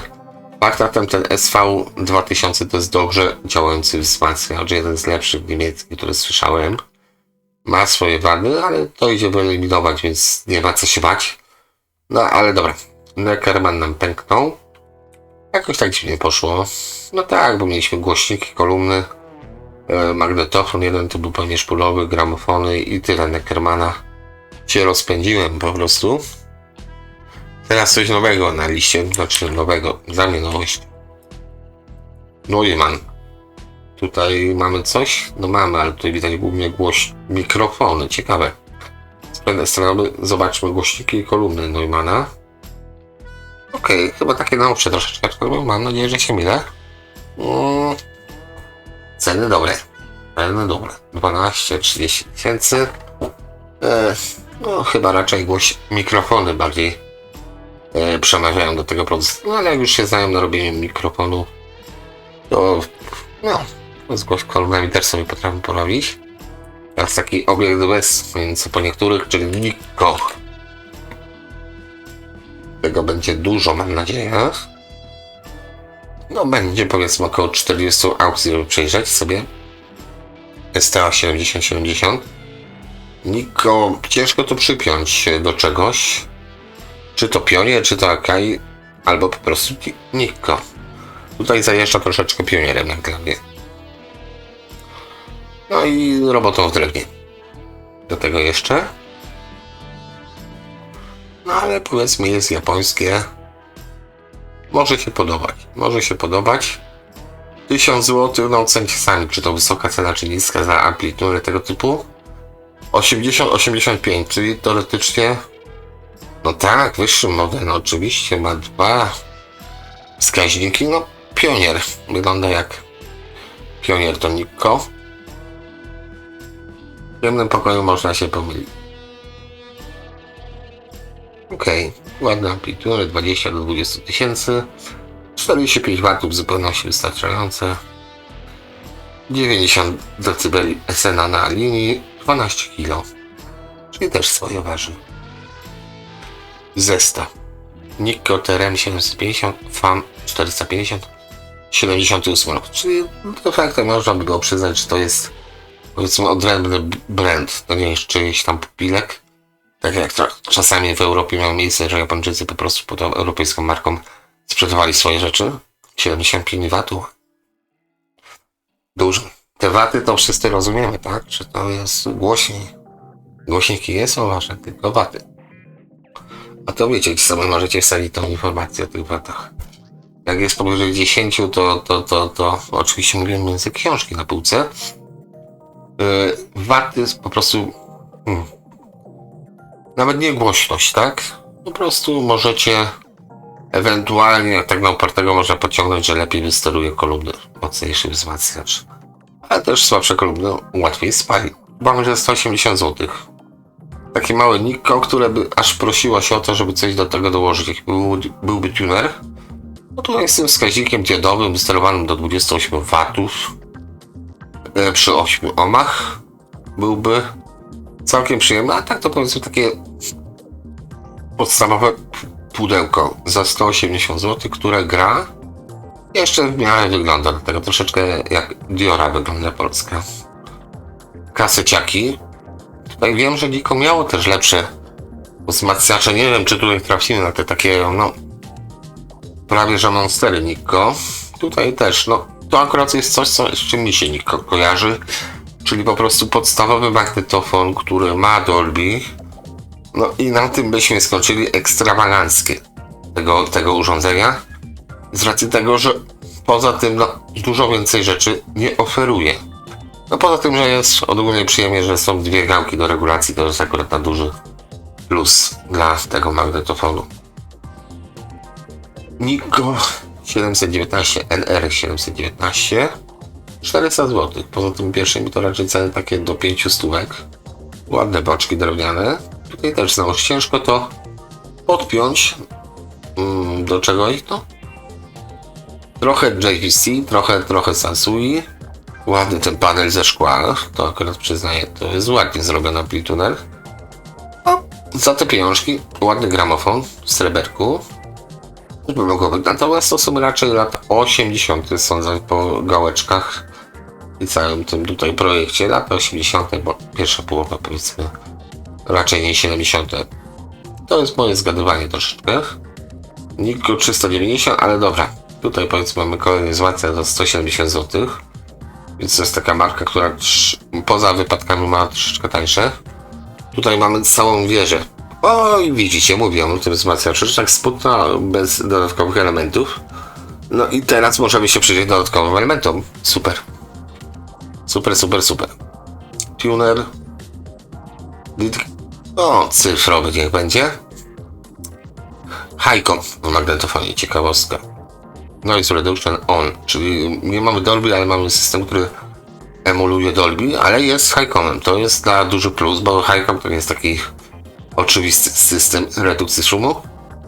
Korektor prosty. W zasadzie nic co tyle górywa. No ale powiedzmy za 1000 zł, jeśli szukacie czegoś takiego nienachalnego, ale kompletnego w całkiem ładnym stanie, no to jest ładny zestaw i wszystko z jednej parafii. Highcom mnie tutaj dziwi właśnie, jak na japoński sprzęt, że jest Highcom. W kasecie, przepraszam. Znowuż mamy 70-75, to no, do tych amplitunerów nie będziemy wracać, 750 zł. Tutaj mamy zestaw, znowuż taki podstawowy też Nikko.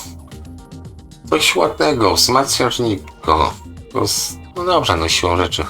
150 zł. Ten do góry, tak? Czyli mamy... No już oglądaliśmy go. Dobrze, 150 zł. 70-70 też chyba mieliśmy tam do góry. To jest korektor z tamtego, więc tutaj de facto tu mamy korektor. A nie, ten jest inny korektor. 7 pustówki. Troszeczkę inny. Tutaj monitor. Tutaj mamy wyciszenie, tak? Regulację powiedzmy całości, czyli oprócz tego, że mamy podbicie do 10 dB, to możemy jeszcze dowalić plus 6 dB albo minus 6 dB. Natomiast wejście rakowe to jak ktoś lubi raki lub posiada raki, bo akurat bez tego to troszkę głupio wygląda. O, 2850 i to jest ładnie. Alfa 2. Jest beta. Tu pisze alfa, tu pisze beta. Alfa 2, beta 20. Nie interesuj się. A, dobra, już wiem. Przepraszam, beta jest na dole. Czyli końcówka mocy. 2800. Drewienko oryginalne było do tego. Końcówka do 260 W wysterowana. Więc nieźle. Metal range już możemy sobie wyciszyć nawet chyba o 24 dB, więc sporo. Jak widać, jak wciśniemy dwa przyciski. Więc tutaj to po prostu przy normalnym słuchaniu to po prostu te wskazówki to leżały, nie robiły nic, opalały się po prostu. 2850. No i dual mono. No i takie ładne dual mono. Kurczę, nie powiem, że nie brać, bo raczej brać, moim zdaniem. Cena w dzisiejszych czasach to nie jest, nie wiem, tak jak kiedyś było 2850. Całkiem przyzwoicie i to już może stać osobno, ewentualnie troszeczkę zawodu będzie, żeby znaleźć do tego jakiś tuner. No ale samo w sobie jest pięknym meblem i dual mono do tego. Okej, pan się rozpisał troszeczkę o Alfie i Becie. Alfa 2, 120 W. Ciekawe, czemu tam jest napisane do 240 skala. Ale dobrze, 120 W. 10 Hz, czyli nie ma nagrania takiego, nie ma takiego nośnika, nie ma w zasadzie takich kolumn, ale jest wzmacniacz, super. 10 Hz, rewelacja. SN 105, no bo to jest końcówka, przeważnie końcówka mają tam około 100 dB, tu jest ważniejsze, tu już mamy 95 na linii, więc z tych 100 dB tutaj zostaje nam 95 tutaj w najlepszym wypadku. Też 10 do 100 Hz, kształcenia małe, 5,2 kg. A to ile waży? 19 kg. Okej. Tak. Nie jest to super tanie, nie jest to mega okazja, ale z drugiej strony nie jest to jakiś taki przewartościowany złom, czyli jest przyzwoicie. Tutaj znowuż mamy tego ST-A7070, widać popularny sprzęt. Ale zobaczymy sobie 4030. Cóż to jest takiego? Przypomina też znam, że jakiegoś pioniera, coś ten deseń. Szczególnie tym podświetleniem takim niebiesko-zielonym. No zależy jaki aparat miał filtr, bo jest quadro. O, jest adaptor. Wejście na adaptor. Czyli to nie ma jako tako pewnie kompresora do kwadrofonii, ale można podpiąć zewnętrzny. No nie ma. Loudness, wszystko na miejscu. No i co? Opis niekonieczny. Product of Japan, czyli produkt japoński. Okej, dobra. Ja sobie tutaj pozwolę zamknąć inne karty, bo już za dużo tego. Nikko TRM600 No i kliknąłem na wesoło. Jak wrócę, to się rozwali. Balance Tribal programy. Program? No ciekawy opis, ładne zdjęcie. Ładne drewienko. Tutaj jakaś ryska ewentualnie. Po prawej, tak. Żeby nie było, że nie zauważyłem. No jest przyzwoicie. To bend mnie ciekawi na dole. To chyba jest przegrywanie. W zasadzie Lauterschachen, no tak. Po niemiecku napisy są. Produkt eksportowy. Najlepszych wschodni. No niestety. Źle kliknąłem, złe kliknięcie trochę boli. Teraz zdjęcia nam się muszą ładować. Czarne Nikko. No i właśnie. Piękne rzeczy, stare. Natomiast tutaj jest ciekawostką to, że no nie są takie właśnie... spróbuję wyważyć słowa. Są troszeczkę jak Volkswagen. Działa, podoba się, ale to nie jest Ferrari. Więc tutaj powiedzmy to są takie Volkswageny. Nawet ta końcówka mocy z prapem na pewno robi wrażenie niesamowite, ale nadal to nie jest sygnał. No marka Nikko może aż tak bardzo się nie przebiła jak inne i to jest ten problem, że to nadal jest Volkswagen. Tak jak Volkswagen próbował kiedyś zrobić Phaetona, to trochę no nie pykło im to, no bo to był nadal Volkswagen. No i można kupić teraz za ile można kupić ten samochód. Okej, a tutaj to Nikko zdecydowanie wygrywa 9,5 stówy. No. Jest cena taka jaka jest. Mam nadzieję, że stany są adekwatne do ceny. No ale V-metery już takie bardzo oryginalne, pionowe. Może się podobać. Tuner, o tunerze dużo nie ma co opowiadać. No i wzmacniacz taką funkcję powiedzmy dostawki tutaj. No główne skrzypce to są jednak tutaj wychył w tym magnetofonie kasetowym dwugłowicowym. Chociaż nie pamiętam, czy nie sprawdzałem Nikko i Nikko nie miało w swoim portfolio jednak też trzygłowicowego magnetofonu. Taka ciekawostka. Unitaz RK70 Nikko. Dobra, to sobie zobaczymy. No Nikko. I co tu się stało? Nie wiem. No chyba jakoś... chociaż... aż sobie łyknę.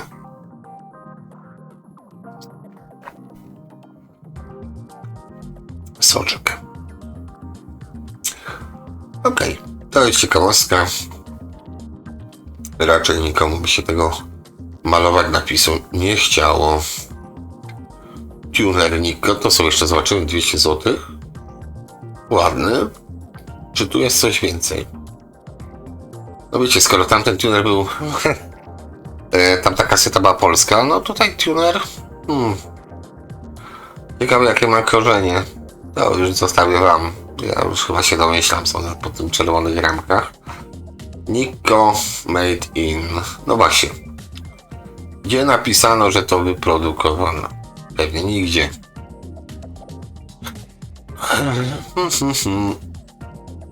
Poziom. Nie. Proszę, Polska. Wejście, wyjście. Jak to było? Tymnika. No chyba zrobimy z Darkiem już taki odcinek o tej marce dodatkowy, ale to już o historii, bo tu jest ciekawostka dla mnie dość potężna. Nikon NA890 wzmacniacz. No i druga strona. No proszę, teraz nam nie walnęło jakiś tam bzdur. Bardzo dobrze. Gdzie ten wzmacniacz to zamkniemy. Polski Nikon zamkniemy, więc mamy polski wątek w tej marce. No jest to już. Nie jest to ogromne, powiedzmy Kenwood jakiś. Drzemie sobie. Ale mamy przełącznik wskaźników VU. Czyli troszeczkę więcej mocy ma tutaj chyba z tego co widzę dobrze. A, nie widzę dobrze. Więc sobie przybliżymy do 100 W jest nam tutaj wyciągnięte. Tutaj mamy 1 W gdzieś w połowie tej skali. 1. A dalej mamy resztę do 100. No to mniej więcej też tak się, jeśli chodzi o wzmocnienie, może po przykładać 40, powiedzmy 80-100 W to jest 3 dB. To jest taka różnica, że pół tej wskazówki to 6 dB różnicy. Więc lepiej mieć 6 dB więcej w kolumnie. Cały czas powtarzam o tym. Tam była alfa 2, tu mamy alfę 3 końcówkę mocy, więc można by było sobie jeszcze dobrać drugą końcówkę mocy. Pomyśleć o tym przycisku. Rakowa. No tu już tylko mamy no poszli w prostotę. Być może moc jest większa, ale poszli w prostotę. Tu mamy po prostu wyświetlacz i się nie interesuj. 78, 81 lata produkcji. No tu to tam jakieś ubytki, no spoko. 1250. Końcówka mocy dla mocnych ludzi. 320 zł. Dużo tego Nikko. Chyba nawet więcej troszeczkę niż NAT. O, peak level taki po zbój, jak to się mówi. Bardzo duże te nie wiem czy żarówki, czy diody. Trochę udaje tutaj taki magnetofon, nie Yamaha, tylko Toshiby bodajże pilotem, czyli mamy soft touch, mamy duże te, tak trochę Toshibą, o, może tak powiem delikatnie, Toshibą to zalatuje, tylko inaczej umiejscowione elementy. No, zaraz się okaże, że wyprodukowane nie, Tokyo Japan. O, Nikko Electronics. Jest. Nikko Electronics, Okusawa. Dobra, nie czytam po japońsku. Tokyo Japan, tak czy siak. Więc tu mamy japoński Nikko. No ciekawe, 300 zł z odkładem. Pytanie, czy ktoś z was z tego czegoś takiego szuka, ale potrzebuje. Tu mamy 2600 z DVD Thompsona, ale tu chyba te korektory się będą powtarzać. Ten tuner widzieliśmy, wzmacniacz podejrzewam, jest, też widzieliśmy. Korektor widzimy już któryś, Nikko 570 zł. Aha, tu mam z magnatem monitor 4.1, amplitude JVC, equalizer Nikko. Ok. Alfa 230, beta 30, dobra, tu jest fajnie. Końcóweczka, dwa zestawy kolumn, diodowe wskaźniki. Ok, na boki się nie będę miał patrzeć. Nóżki z tyłu, czyli już jest ciężko do przenoszenia. Szkoda, że tutaj autor skupił się na chyba tej końcówce, bo ciężko tutaj dojrzeć w preampie czytelne napisy. Ok, jest balans, jest wyciszenie, jest line out, są wejścia, jest bass treble. No i w zasadzie tyle. Niech ktoś napisze w komentarzu, po co robili te raki. No, bez sensu, to tylko psuje wygląd sprzętu moim zdaniem. Na 3020 to sobie było Nikko. Tutaj mamy bardzo ładny Nikko. Dobra. Bardzo ładny. No właśnie się zastanawiam, czy ja patrzę na brud, czy to jest aż taki szrot. A bardzo szkoda, bo ładne to coś było kiedyś. To czy ładne, to jest taki kombajn. To są lata 80, to jest kombajn, wszystko w jednym, wzmacniacz, kaseta, tuner. Udaje to zestaw. Nie kosztowało to tyle, co poszczególne elementy, więc dobrze udawało. Natomiast cena 250 zł, i gramofon. Cena 250 zł mnie akurat nie zachęca do kupowania plastikowego tutaj wymysłu, jeśli chodzi o tył. Ciekawe, gdzie to było wytłuczone. Nikko po niemiecku, dobra. Transonic Intermarket.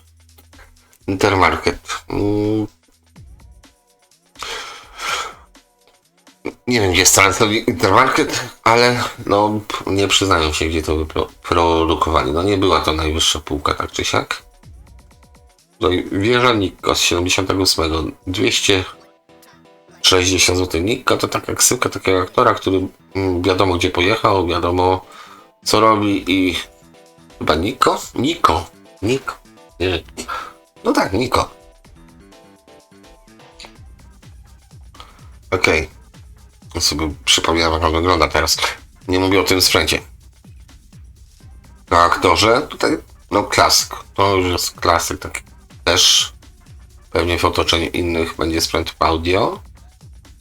No to wygląda ładnie, natomiast to jest, mówię, to jest dla ludzi, którzy mają płyty, mają kasetę i mają po prostu ochotę posłuchać muzyki na sprzęcie spokój, niekoniecznie są pasjonatami, zbieraczami. To jest po prostu podstawa, basic, taki, który możemy kupić, jeśli chcemy komuś na prezent. Wiem, że on kiedyś słuchał muzyki, czy tam lubi słuchać muzyki i niekoniecznie chce szukać i naprawiać sprzętu. Dobra, to muszę zobaczyć, sorry, realistiki. Tandy Corporation jest już po przejęciu. Japońskie dwuroczne Rarytas. Realistic Optimus japońskie. Właśnie jestem ciekaw, co jest pod maskownicą. Normal Low High, czyli tu jest przestawka. No szkoda, że pan nie zdjął maskownic, które z Optimusy tutaj powiedzmy przez rączki mi się przewinęły, natomiast stan jest taki, że no muszę je zrobić. No grają tak, jakby potrzebowały wybitnie tego, żeby je naprawić. Dobra, mamy Nikko z głowy. Nogoton, taka marka. Nogoton. Sprzęt audio, kot. Samochód. Obce dziecko. Dobra, czyli Nogoton odpada. Ale to kiedyś na Nogoton trafiłem bodajże. Tu jestem bardzo ciekaw. Czy coś będzie z marki Nokia. No i będzie. To dużo będzie telefonów, więc tutaj chyba do głośników i kolumn się ograniczymy, bo wiecie lub nie, ale no Nokia też wkładała swoje głośniki, no mamy całkiem niezłe głośniki właśnie to zaraz zobaczymy, to są pewnie telefoniczne, do właśnie niektórych kolumn głośnikowych. Na Nokia przed Nokią, może powiem inaczej, przed przetwornikami Nokii nie uciekam. Głośniki ITT Nokia tutaj za 100 zł budżet. Dobra, tego nie będziemy oglądać, rzeczywiście są jakieś maleństwa. Sharp CP8100, czyli pewnie do tej wieży takiej, co też udaje segmentową. 200 W, 375 W Music Power Input muzyczny, czyli nie wiadomo czego. No i głosiczki tak skromnie, nie? Jak na te gabaryty bym powiedział. No sorry, tak się spodziewasz, 200 W, a tutaj proszę, to mamy Westra, to gdzie Nokia? Się pytam. 4 Westry. Dobra. No może Nokia, dobra, nieważne, ale no Westra. ITT Nokia. Tutaj jak widać. Nokia była brandem, częścią brandu ITT. No to bym zaryzykował. Te tutaj jeszcze z tyłu widać. Mam nadzieję, że to jest oryginalny odpór stratny, więc akurat 110 zł ja bym zaryzykował to na początek do garażu i żeby sobie wyrobić zdanie. Przepraszam, musiałem stać na chwilę, poprawić pozycję. 55 W muzyczne, 30 W, takie spokojne 8-omowe kolumny. Do podstawowych rzeczy powinny starczyć. Ładne, znaczy mi się podobające zawieszenie, nie wiem czy rozumiecie. To nie wiem, czy też to nie jest jakoś uszkodzone. Skok raczej sztywny pod skuteczność. No i można by było to porozkminiać troszeczkę. Z Nokii coś jeszcze ciekawego? A4B5, nie? Nokia. No tu już będzie dużo telefonicznych akcesoriów i samych telefonów. 7600. Miałem to w rączkach i Nie chcę. Nie. Tutaj przekombinowanie, ale komunikator tak. Dobra, płyniemy troszeczkę. Wiecie, to moje czasy są, że takie rzeczy się kupowało, tym się, mówiąc kolokwialnie, jarało, więc no też lubię takie skoki w boki właśnie, jak czasami wyglądają sobie stare telefony. Nora. Kolumny głośnikowe marki Nora. Marantz HD 489 nam wyskoczył. Głośniki Deum. Był ciągnięty z Nory? No nie, chyba raczej nie. Ale coś tutaj. Martin Parker i Duo. No okej. To zobaczmy te marance. Wiem, że to też nie idzie z tej parafii, ale marance za 260 zł. No. Tu widział lepsze czasy. Napisy po niemiecku. I tyle. Więc raczej marka Marantz. Po prostu nie opłacało się głośników eksportować ze Stanów czy tam z Japonii. Lepiej było po prostu nawet przetworniki czasami kupić na miejscu, wszystko kupić na miejscu, niż się bawić po prostu w różne takie rzeczy. Znaczy tak, zobaczmy najpierw timing jaki mamy, bo tutaj nie chcę się rozbijać za bardzo. Sorry, Darek wróci, Darek ma misję od Boga, w sumie ode mnie, żeby coś tam naprawić. Tak więc, znaczy naprawić, zbudować. No ale to może w postach tutaj w dziale socjalnym, jak to zabrzmiało, social mediach na YouTubie, pokażę o co chodziło, dlaczego ma dyspensę. Dobra, to byśmy musieli teraz zacząć trochę a tu się troszeczkę boję bo będzie Onkyo. No ortofon, Onkyo, Olympia, Oktawę. No nic, trochę nie. Zobaczmy, że co. No dobra, lecimy. Życie. Oktawę. Czyli mamy jakieś głośniczki. JM Lab Vocal Onyx 710. No nie. Kilo nowa MB kwarta. No nic. Dla formalności wpisałem po prostu Oktawę. Jest na liście tutaj u nas, więc no krzywda się nie stała. To duża. Myślę, że tylko spod będzie sprzed audio musimy wrócić znowu źle. Olimp. No Olimp nie ma. Zdecydowanie nie ma Olimpu. Dobrze. No widzicie jak szybko lije. Olimpia.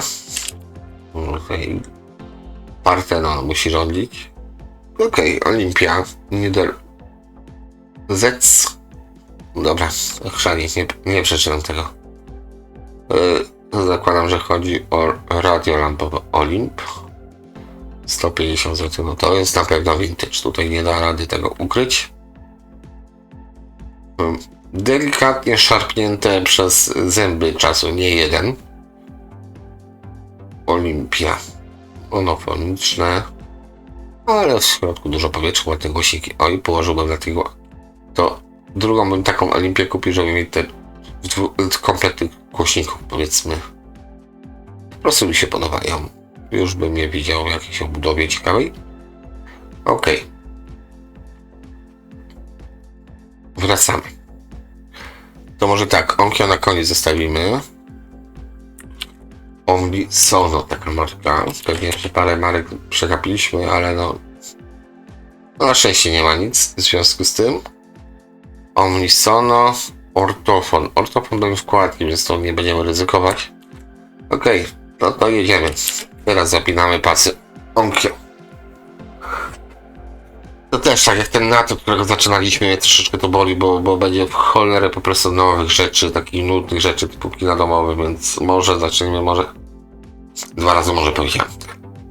Od magnetofonów marki Onkyo. No i proszę, DAT 1900 zł. Okej. To jest po prostu, daty to jest ewenement, to już jest taki powiedzmy zabawka dla dużych chłopców, którzy już naprawdę chcą mieć przetestować wszystko. Ja sobie wziąłem, po prostu wyznaczyłem granicę. Płyty CD, kasety, szpule magnetofonowe, powiedzmy to jest pochodna kaset i płyty winylowe. I to wszystko. Nic więcej, żadnych artykułów nie wchodzę w to. Po prostu to nie ma sensu, żeby powiedzmy muzykę sobie dublować, bo Cały czas ja to powtarzam troszeczkę jak mantrę, że należy podchodzić do tego jako do sprzętu do słuchania muzyki. A celem słuchania muzyki jest słuchanie muzyki. Nic więcej, nie zbieranie sprzętu. To już jest hobby, kolekcjonerstwo, jak to nazwać. No pewnie parę osób znalazło inne określenia. A w słuchaniu muzyki chodzi o słuchanie muzyki. Też tak myślę nad odcinkiem swoją drogą, żeby zrobić coś na temat płyt, które akurat mi się podobają. Niekoniecznie wam, ale pokazać moje gusty muzyczne, może powiedzieć parę zdań, bo to nie są płyty po prostu, które które zbieram po prostu jakoś tam maniakalnie. Jest parę rzeczy, które albo mnie ciekawią, albo doceniłem artystę i zakupiłem taką płytę, bo uważam, że jeśli podoba nam się jakaś muzyka, to warto docenić, fakt to też wytwórnie, ale no artystę, który to wydał, płacąc mu te parę złotych za płytę. Tak moralizatorsko powiedziałem odrobinę. I tutaj mamy co? Onkyo 2440 model. Lata 80. Liczmy już cyfrowo, myślę, że na to warto zwrócić uwagę przy tym magnetofonie. Dwugłowicowy, jednokierunkowy, Dolby BC, pewnie Bias Fine. No nie, nawet nie ma Bias Fine. No, to bym się skuł. Ładny do zestawu, ale nie wiem, czy jest troszeczkę wypłowiały, czy powinien być troszeczkę bardziej czarny. Ale okej, ma to swój urok jakiś, więc nie będę się czepiał z tego wyjątkowo. 300 zł podstawowe Onkyo. Dwukieszeniowce to też takie powiedzmy bardziej użytkowe. To właśnie z dwukieszeniowymi magnetofonami jest troszeczkę jak z boomboxami. No nie wszyscy to doceniają i tyle. Tutaj kropkę postawię. Chociaż tutaj, no, to bym już docenił. Oj, tak, to zdecydowanie. 86, 87. No i chciałem powiedzieć, że nie każdy to docenia, ale to mi się strasznie podoba, bo to jest stare Onkyo z autorewersem. No tak. Z autorewersem. Dwukieszeniowe. Kompaktowe dość. No nic, to jest ładne. Jeśli nic to nie brakuje po prawej stronie jakiejś nakładki, no to naprawdę piękny kawał magnetofonu. Autospace. No ja, to chyba jest przycisk tylko. Przyjrzyjmy się. 150 zł. No, chyba jednak brakuje nakładki. No i trochę mi to ukuło w serduszko, bo już chciałem po prostu sięgać do sakiewki i coś rzucać na to, ale nie. Dobra. Minęło, ale to jest taki, moim zdaniem, taki najfajniejszy okres, jeśli chodzi o Onkyo. 24-40 to przed chwilą mieliśmy tylko w kolorze brązowym. Nie, to był 28-20, czyli inny jednak. 24-40 nie. Ja 20-44 to jest taki podstawowy z tej serii, bo był jeszcze 66 chyba. 66 i 77. Gdzie 66 był mniej więcej tych gabarytów, ale już był no mega klocek, tutaj Darek Mago w swoim zbiorze. 2066, był jeszcze model 2077, który kosztuje troszeczkę, no dobra, nie troszeczkę, dużo więcej niż 2066 z racji tego, że jest większy, bo parametry mniej więcej funkcje ma takie same, ukośnik podobny. Tab monitor, co to jest tab monitor, jak ktoś mi powie. Zapchaj dziurę, no to jest Dolby, play pauza, nie, to jest dwugłowicowy. Normal, hajs.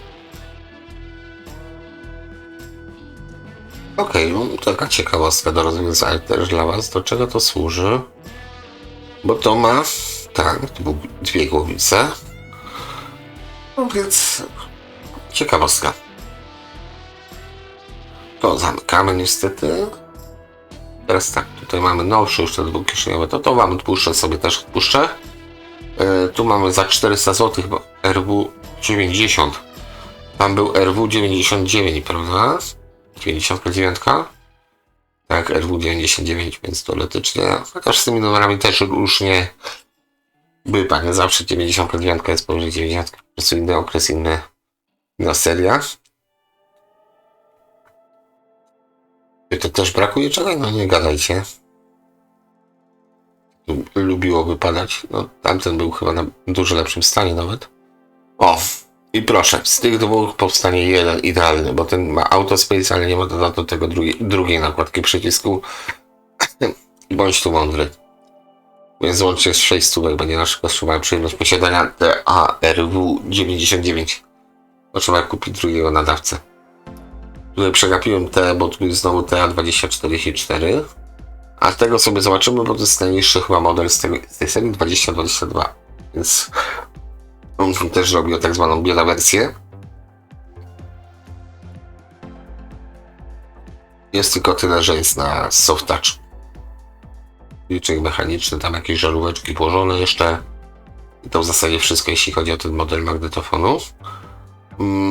TA200 też raczej podstawa. TA2800. O, to sobie bardzo chętnie spojrzę na to. 1000 zł. Cena nie jest tak. To jest nowsza wersja. O, to już nie jest ten klasyczny, taki, który ja znam przynajmniej. Ale tu już no, nie ma się czego wstydzić. Tutaj pewnie Darek powie, że to jest właśnie ten wyświetlacz, który świeci po prostu jak lampka nocna. Jak widać, niczego tu nie brakuje, bo mamy i grafikę. Wybieramy sobie przede wszystkim, co mamy tutaj. C90, więc wybieramy sobie, jakiej długości taśma jest, więc w miarę w przybliżeniu nam też działa licznik minutowy, nie obroty, nie cokolwiek, tylko mamy licznik mniej więcej minutowy kasety. Dolby BC jest. Bias fajny jest pewnie. Tutaj recording calibration mamy jeszcze. No, wszystko co potrzeba w dobrym magnetofonie, żeby dobrze nagrać kasetę, więc to jest 1000 zł, to myślę, że taka rozsądna cena. Jeśli zrobiono, tym bardziej rozsądna cena.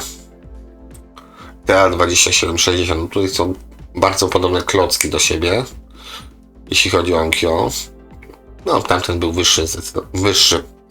Po prostu droższym modelem był tamten na pierwszy rzut oka, a ten nawet chyba nie ma trzeciej głowicy. Niby numer troszeczkę niższy, ale już magnetofon zupełnie innej klasy. Tak. Znaczy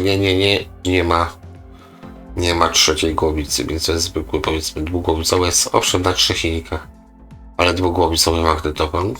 Czy będą te starsze magnetofony marki Onkyo. Tutaj mamy za 500 zł.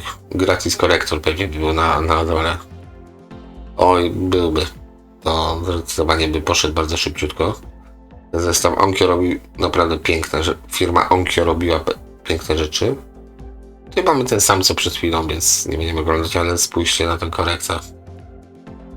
To jest troszeczkę więcej pieniążków niż ten magnetofon. Zdecydowanie przecudowna rzecz.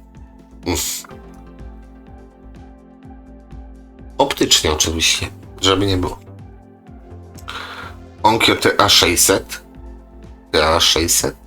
O, braki są niestety gałki. Drugiej części właściwie gałki brakuje, bo pierścień jest. Widać, Onkyo robiło też troszeczkę wcześniej magnetofony. O, a co to za maleństwo brzydkie? Ślicznotka. Oczywiście Onkyo Stereo Cassette Tape Deck.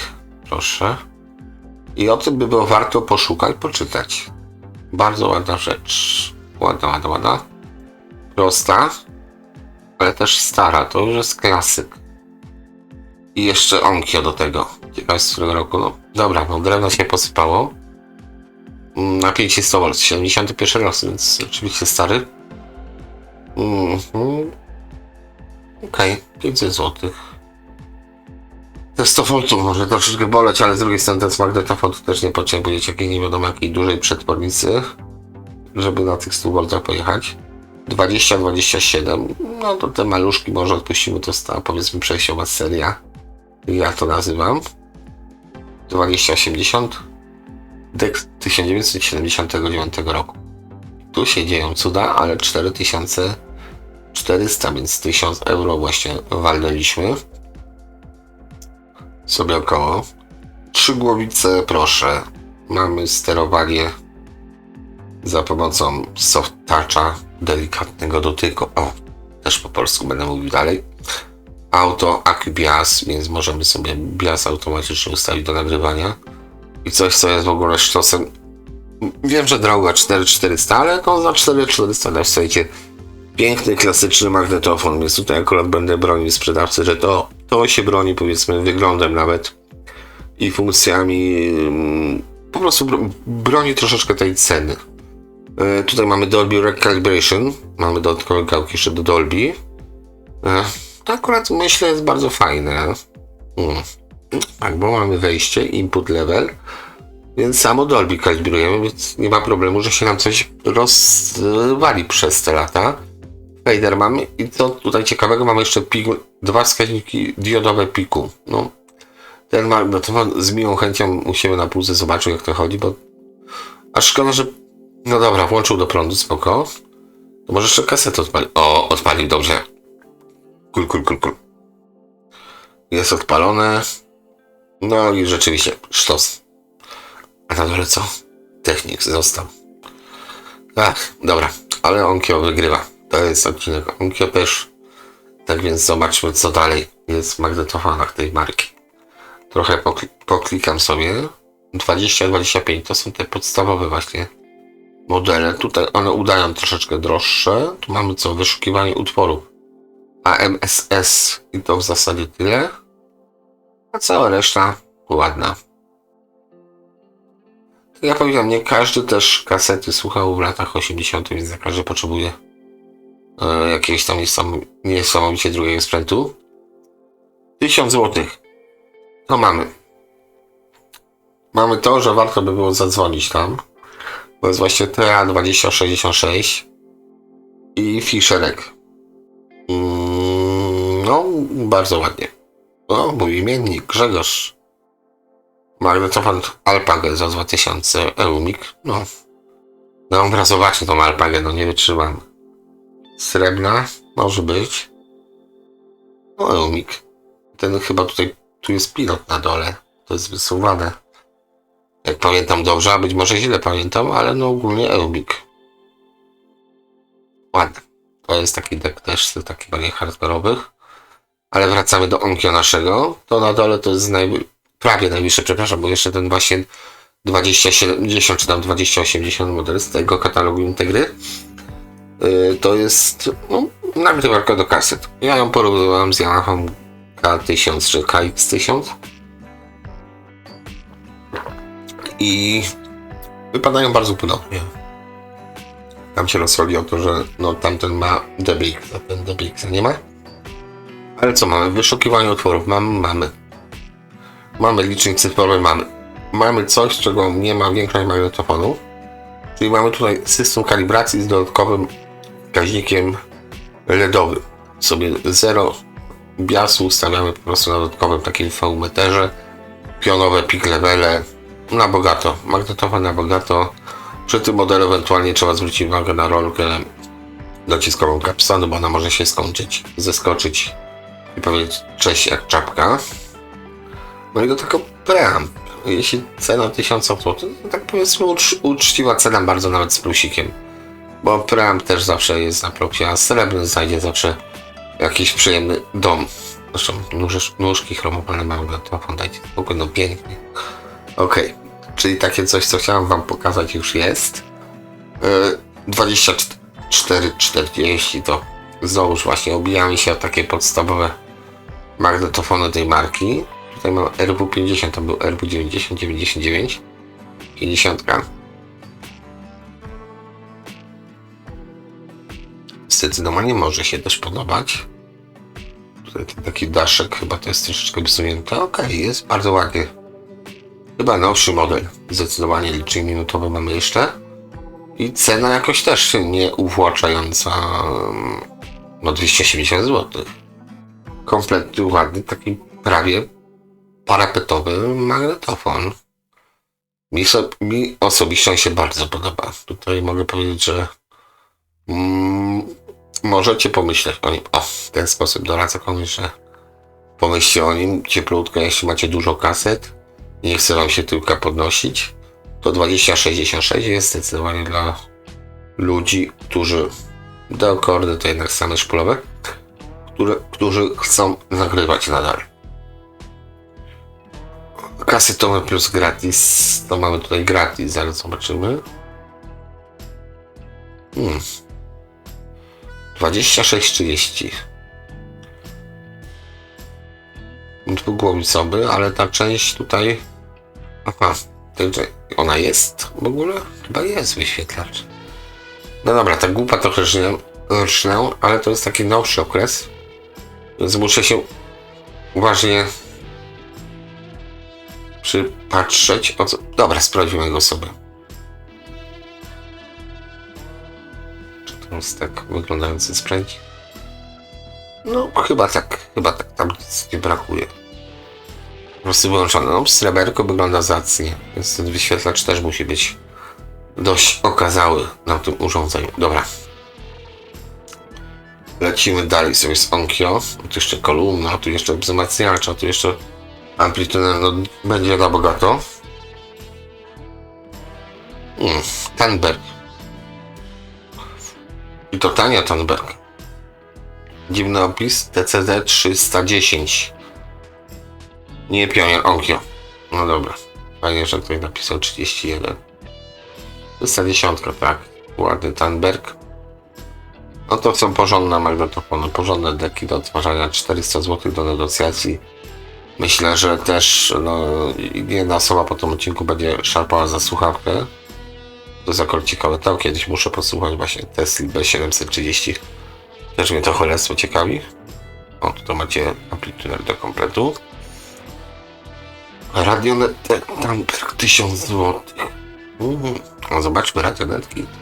Może serduszko zabawił. Artur, pozdrawiam. Radionetki. Duże radionetki. TK10. Dobra, są głośniki. Pan Waldemar. Dobra, bo odeszliśmy znowu. Trzecia strona systemu magnetofonu. Ciekawej nas wytrzymało. A szkoda, że nie na live. Idziemy z tym. Do live'a możecie napisać, czy... No już pytałem o to, no wiem, chcecie kamerkę, ale to zobaczymy, czy ja chcę kamerkę. No kamerka jest. Tak. Dobra, magnetofony. Znowu mam tutaj 2200, tam 4400, to jest 2200, więc zdecydowanie tańsza wersja tego samego magnetofonu. Nikos, znowu nam się pojawił ten sam, więc tutaj już chyba z magnetofonami... Och, jest. Przepraszam, muszę na to spojrzeć. No to jest akurat taki tuner radiowy, taki raczej jak widzicie z wyższej półeczki. To jest właśnie jeden z tych takich referencyjnych zabaweczek, jeśli chodzi o słuchanie radia naziemnego, nie internetowego, nie cyfrowego, tylko właśnie zwykłego. Jedna z ciekawszych rzeczy. Integra T990. Dużo tych cyferek. No, okej, 1000 zł. Dobrze, wracamy do Onkyo, tutaj Tandberga. No parę rzeczy już trafiliśmy. Takich, na które sam bym miał chrapkę. I tyle powiem. Mnie to boli. Okej, sprzęt audio. To co? Teraz by trzeba było zobaczyć, myślę, że też coś, czego będzie... Oj nie, tam pewnie będzie mniej, ale amplitudery to chyba jest właśnie to, że trafimy na... Dobra, kolumny. I na nowo kolumny. Dobrze, same kolumny Onkyo. SC to będzie seria, tak? SC, tak. SC 470. 570. 850 zł. 570. No. 100 W. Vintage Japan. I prościutkie bym powiedział. Czy one są japońskie? No nie. Made in West German. No właśnie. Pewnie to pod japońskie kolumny nie za bardzo podlatywało, więc... Onkyo SC to podejrzewam jeszcze tą silę trafimy. Jakieś... Są... Znaczy jeśli chodzi o wygląd, są przecudowne. Jeszcze powiedzmy jakieś takie, nie wiem, czy malowane aluminium, czy coś innego. To jest naprawdę ślicznie. Ta kolumna wygrywa właśnie w kategorii ładny. Być może nawet niezbyt duża, ale ładny. Made in Japan, wasze z tyłu uchwyt jakiś jest dokręcony na jakiś tam normalnie to zrobiono, więc być może to uchwyt był oryginalnie. Niezbyt duża kolumna, no ale ładniutka, po prostu ładniutka. Tutaj nie wiem co, to jest ciekawostka, tak zwróciłem na to uwagę i nie wiedziałem czy to jest paluch, czy to jest brudne. Są jeszcze jakieś napisy na membranie, tak żeby nie było pomyłki. No skubani pomyśleli sobie, żeby to zrobić, żeby było po prostu ładnie. Taki drobiazg. Mała nalepeczka na membranie i że robi robotę. Okej. Chciałem powiedzieć, szukamy tą SC900. 2600 zł. No to już są takie praleczki, bym powiedział, ile to ma na basie. Naprawdę muszę na wiki wchodzić? No chyba muszę. Ach, dobrze, to wejdę. No zaciekawiły mnie te kolumny, co powiem. SC900. Tiftoner 310 mm. Dobrze. Czyli 30 na basie. Okej. Onkyo, z racji tego, że nie wszystko było. Chciałem powiedzieć Made in Japan, no to było Made in Japan. Tutaj jest ciekawostka, taka też dość spora. Czyli ten, no właśnie nie wiem, czy to jest nawet otwór strachu, czy bas refleks. Ciekawe. Ciekawie zrobiona kolumna, no nie najtańsza, ale być może właśnie za tą cenę broni się dźwiękiem. Nie zawsze tak jest, ale może tak być. Tutaj mamy podstawki jakieś 470 zł. Myślę, że trochę za drogo. Od rondo. Jakby ktoś miał naprawdę tanie takie do regeneracji, bardzo chętnie kupię, żeby przetestować właśnie z ciekawości, jak to gra, bo nie do końca wiem. Znaczy nie wiem po prostu i dlatego chciałem posłuchać. SC401. Zobaczmy sobie 401. No chyba nowsze sprzęty, zdecydowanie nowsze. Co wtedy mi się już chciało, tak? Z Japonii niekoniecznie, nie wiadomo gdzie wyprodukowali, 1250. No tutaj kolumny bronią się niekoniecznie jakimś tam super dźwiękiem, aczkolwiek tutaj nie będę urąkał im, że to gra źle, tylko po prostu są ładne. Kolumny muszą być też ładne, bo tego dźwięku jak to gra nie widzimy. Tutaj V-metery nam, no nie mówię, że nigdy nie latają, bo są kolumny z V-meterami, ale rzadko latają nam V-metery w kolumnach, żeby widzieć ten dźwięk, żeby cieszyć oko, więc kolumna musi być estetyczna. Tylko i wyłącznie, żeby to oko też jak na czymś było zawiesić, jeśli patrzycie jak sowa słuchając muzyki. Ewentualnie jak surykatka, jak... A nie wiesz, co surykatka?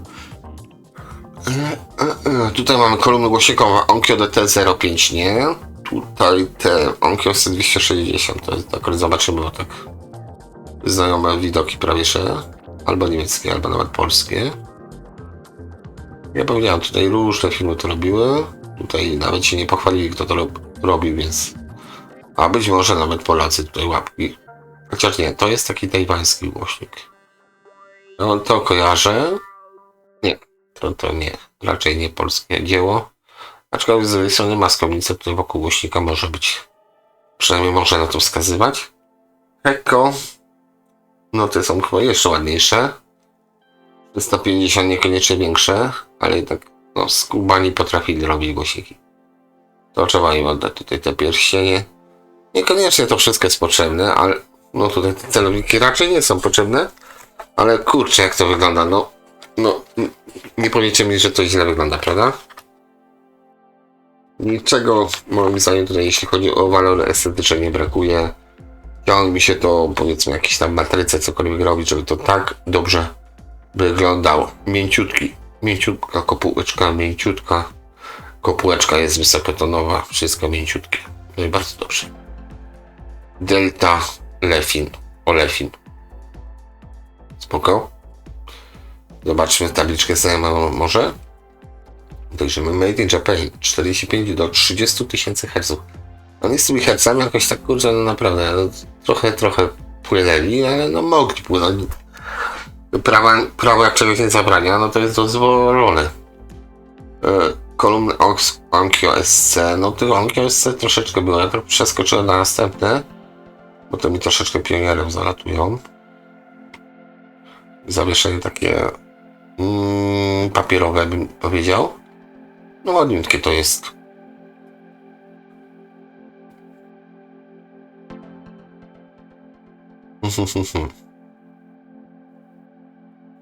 Sto watów.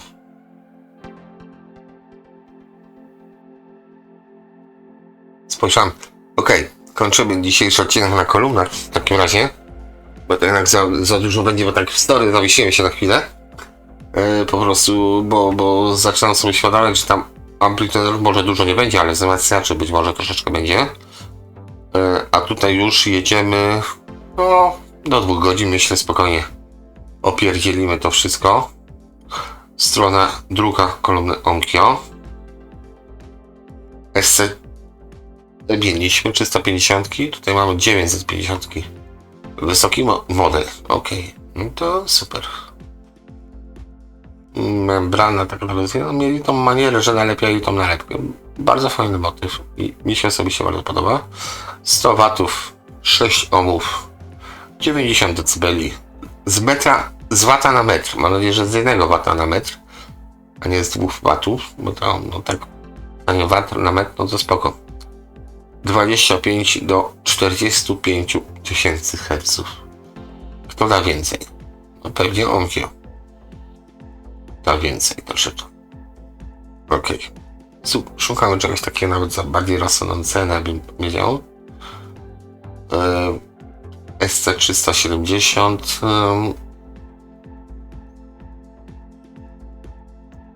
SC475. To akurat zajrzymy sobie tutaj. Bo tak myślałem, żeby to pominąć, ale tak widzę ten otwór na dole, to jednak też brzmi zachęcająco. Dla mnie, jeśli jest jakaś tak powiedzmy namiastka, być może nawet linii transmisyjnej. 110 watów z Power Input 4 ohmy, made in Germany. To może być ciekawie. Bass Reflex, no niestety. Nie jakaś tam linia transmisji, tylko Bass Reflex. Ale tutaj zaznaczam, sprawdźcie sobie ten model SC475 dla chętnych. Tutaj mamy pylon audio, dobrze to nie? Dalej. Troszeczkę ustawą. No, chyba skończyły nam się kolumny Infinity, PS jakieś. Ale te PS-y to widać, to są lata 90. takie od wieżyczek. Bym powiedział, no okej. No, za szybko powiedziałem. To lecimy dalej? Why not? Może Onkyo uda się dobić. To już by był sukces. Bo po O w zasadzie P nam zostanie, to będzie Palladium Perpetuum Ebner. No, będzie fajnie pod P. Philips. Oj, Philipsa jak wdepniemy, to będę jak w raju miał.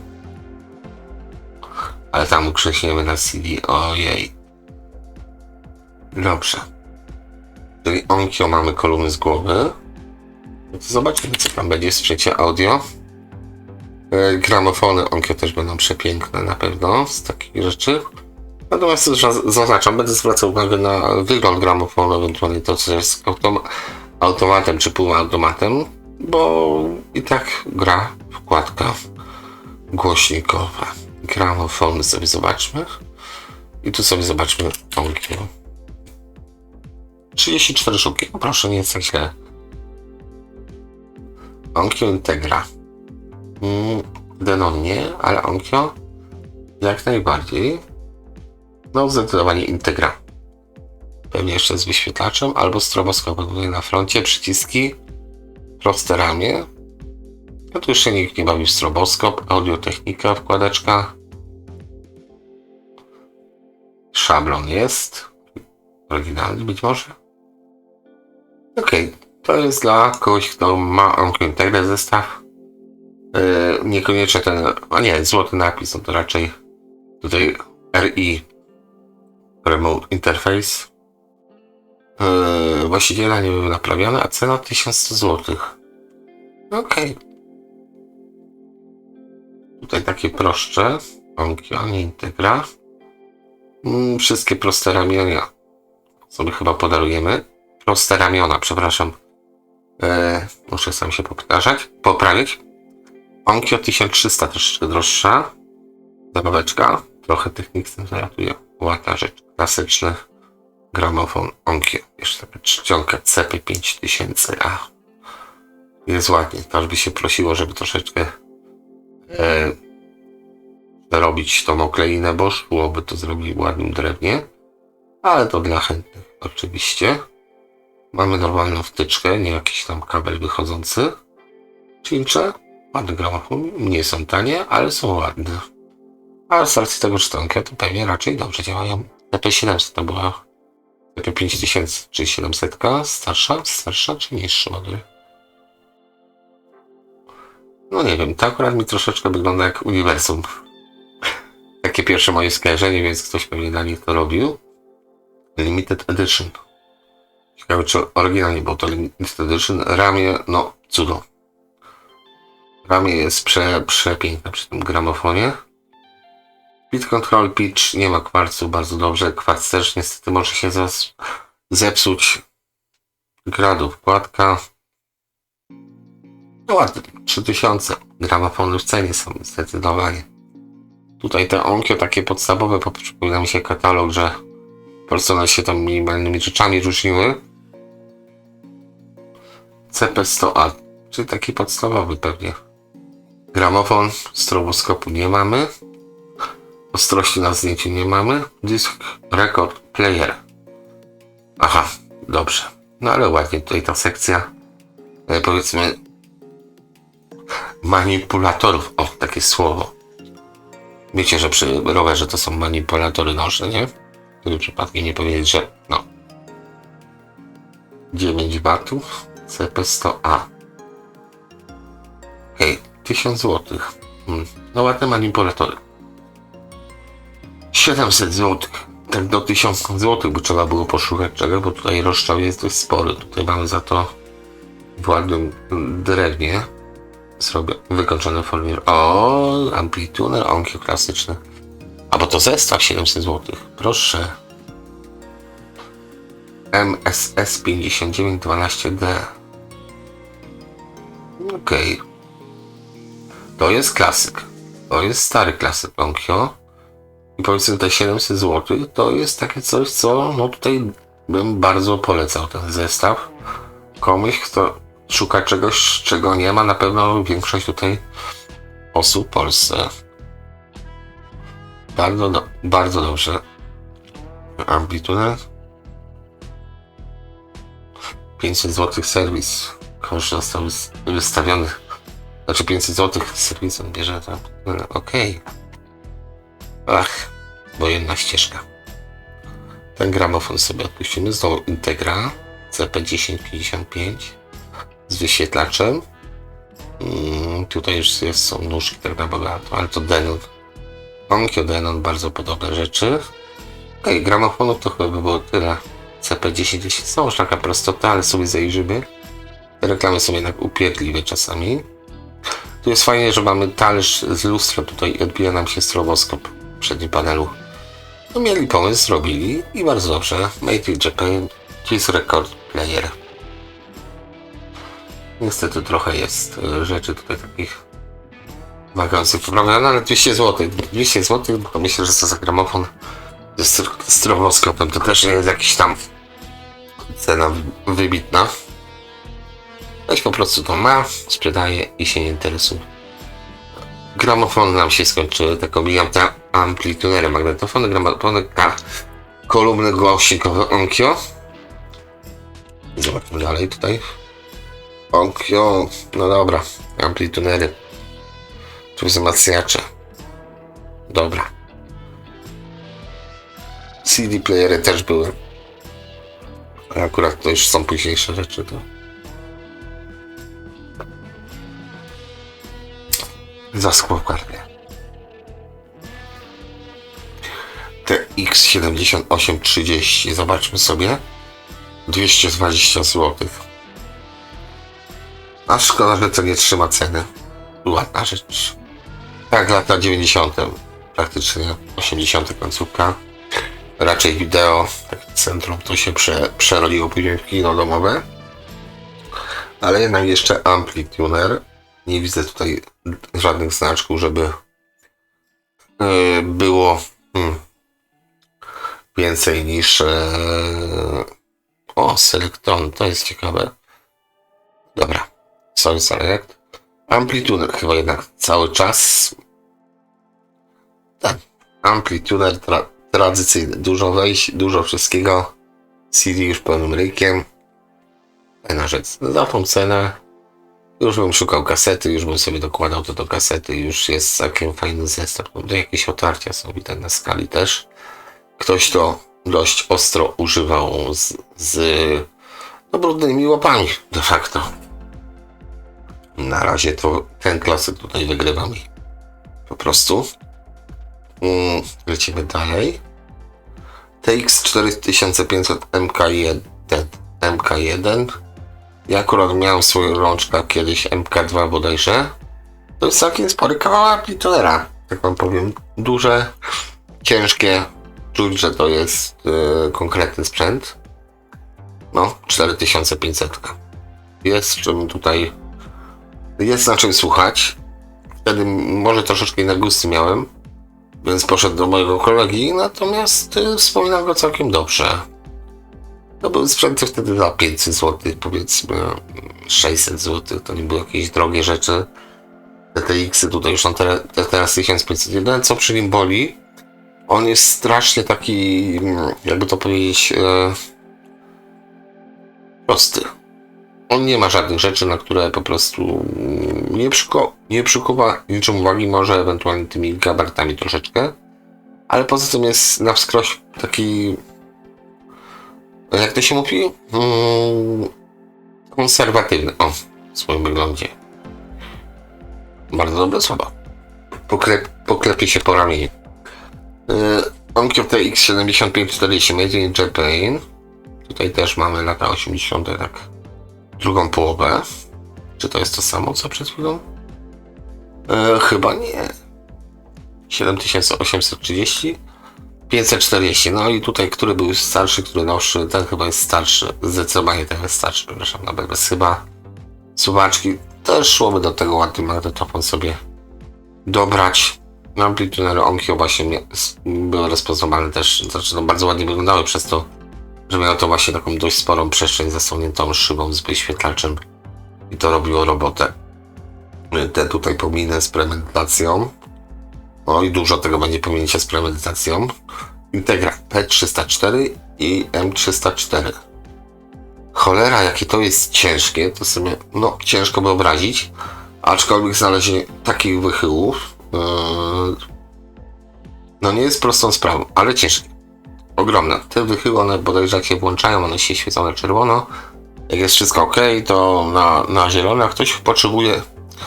A, tu jest cały komplet za 9000. No miło, że jest preamp jeszcze do tego. Dołożony Onkyo.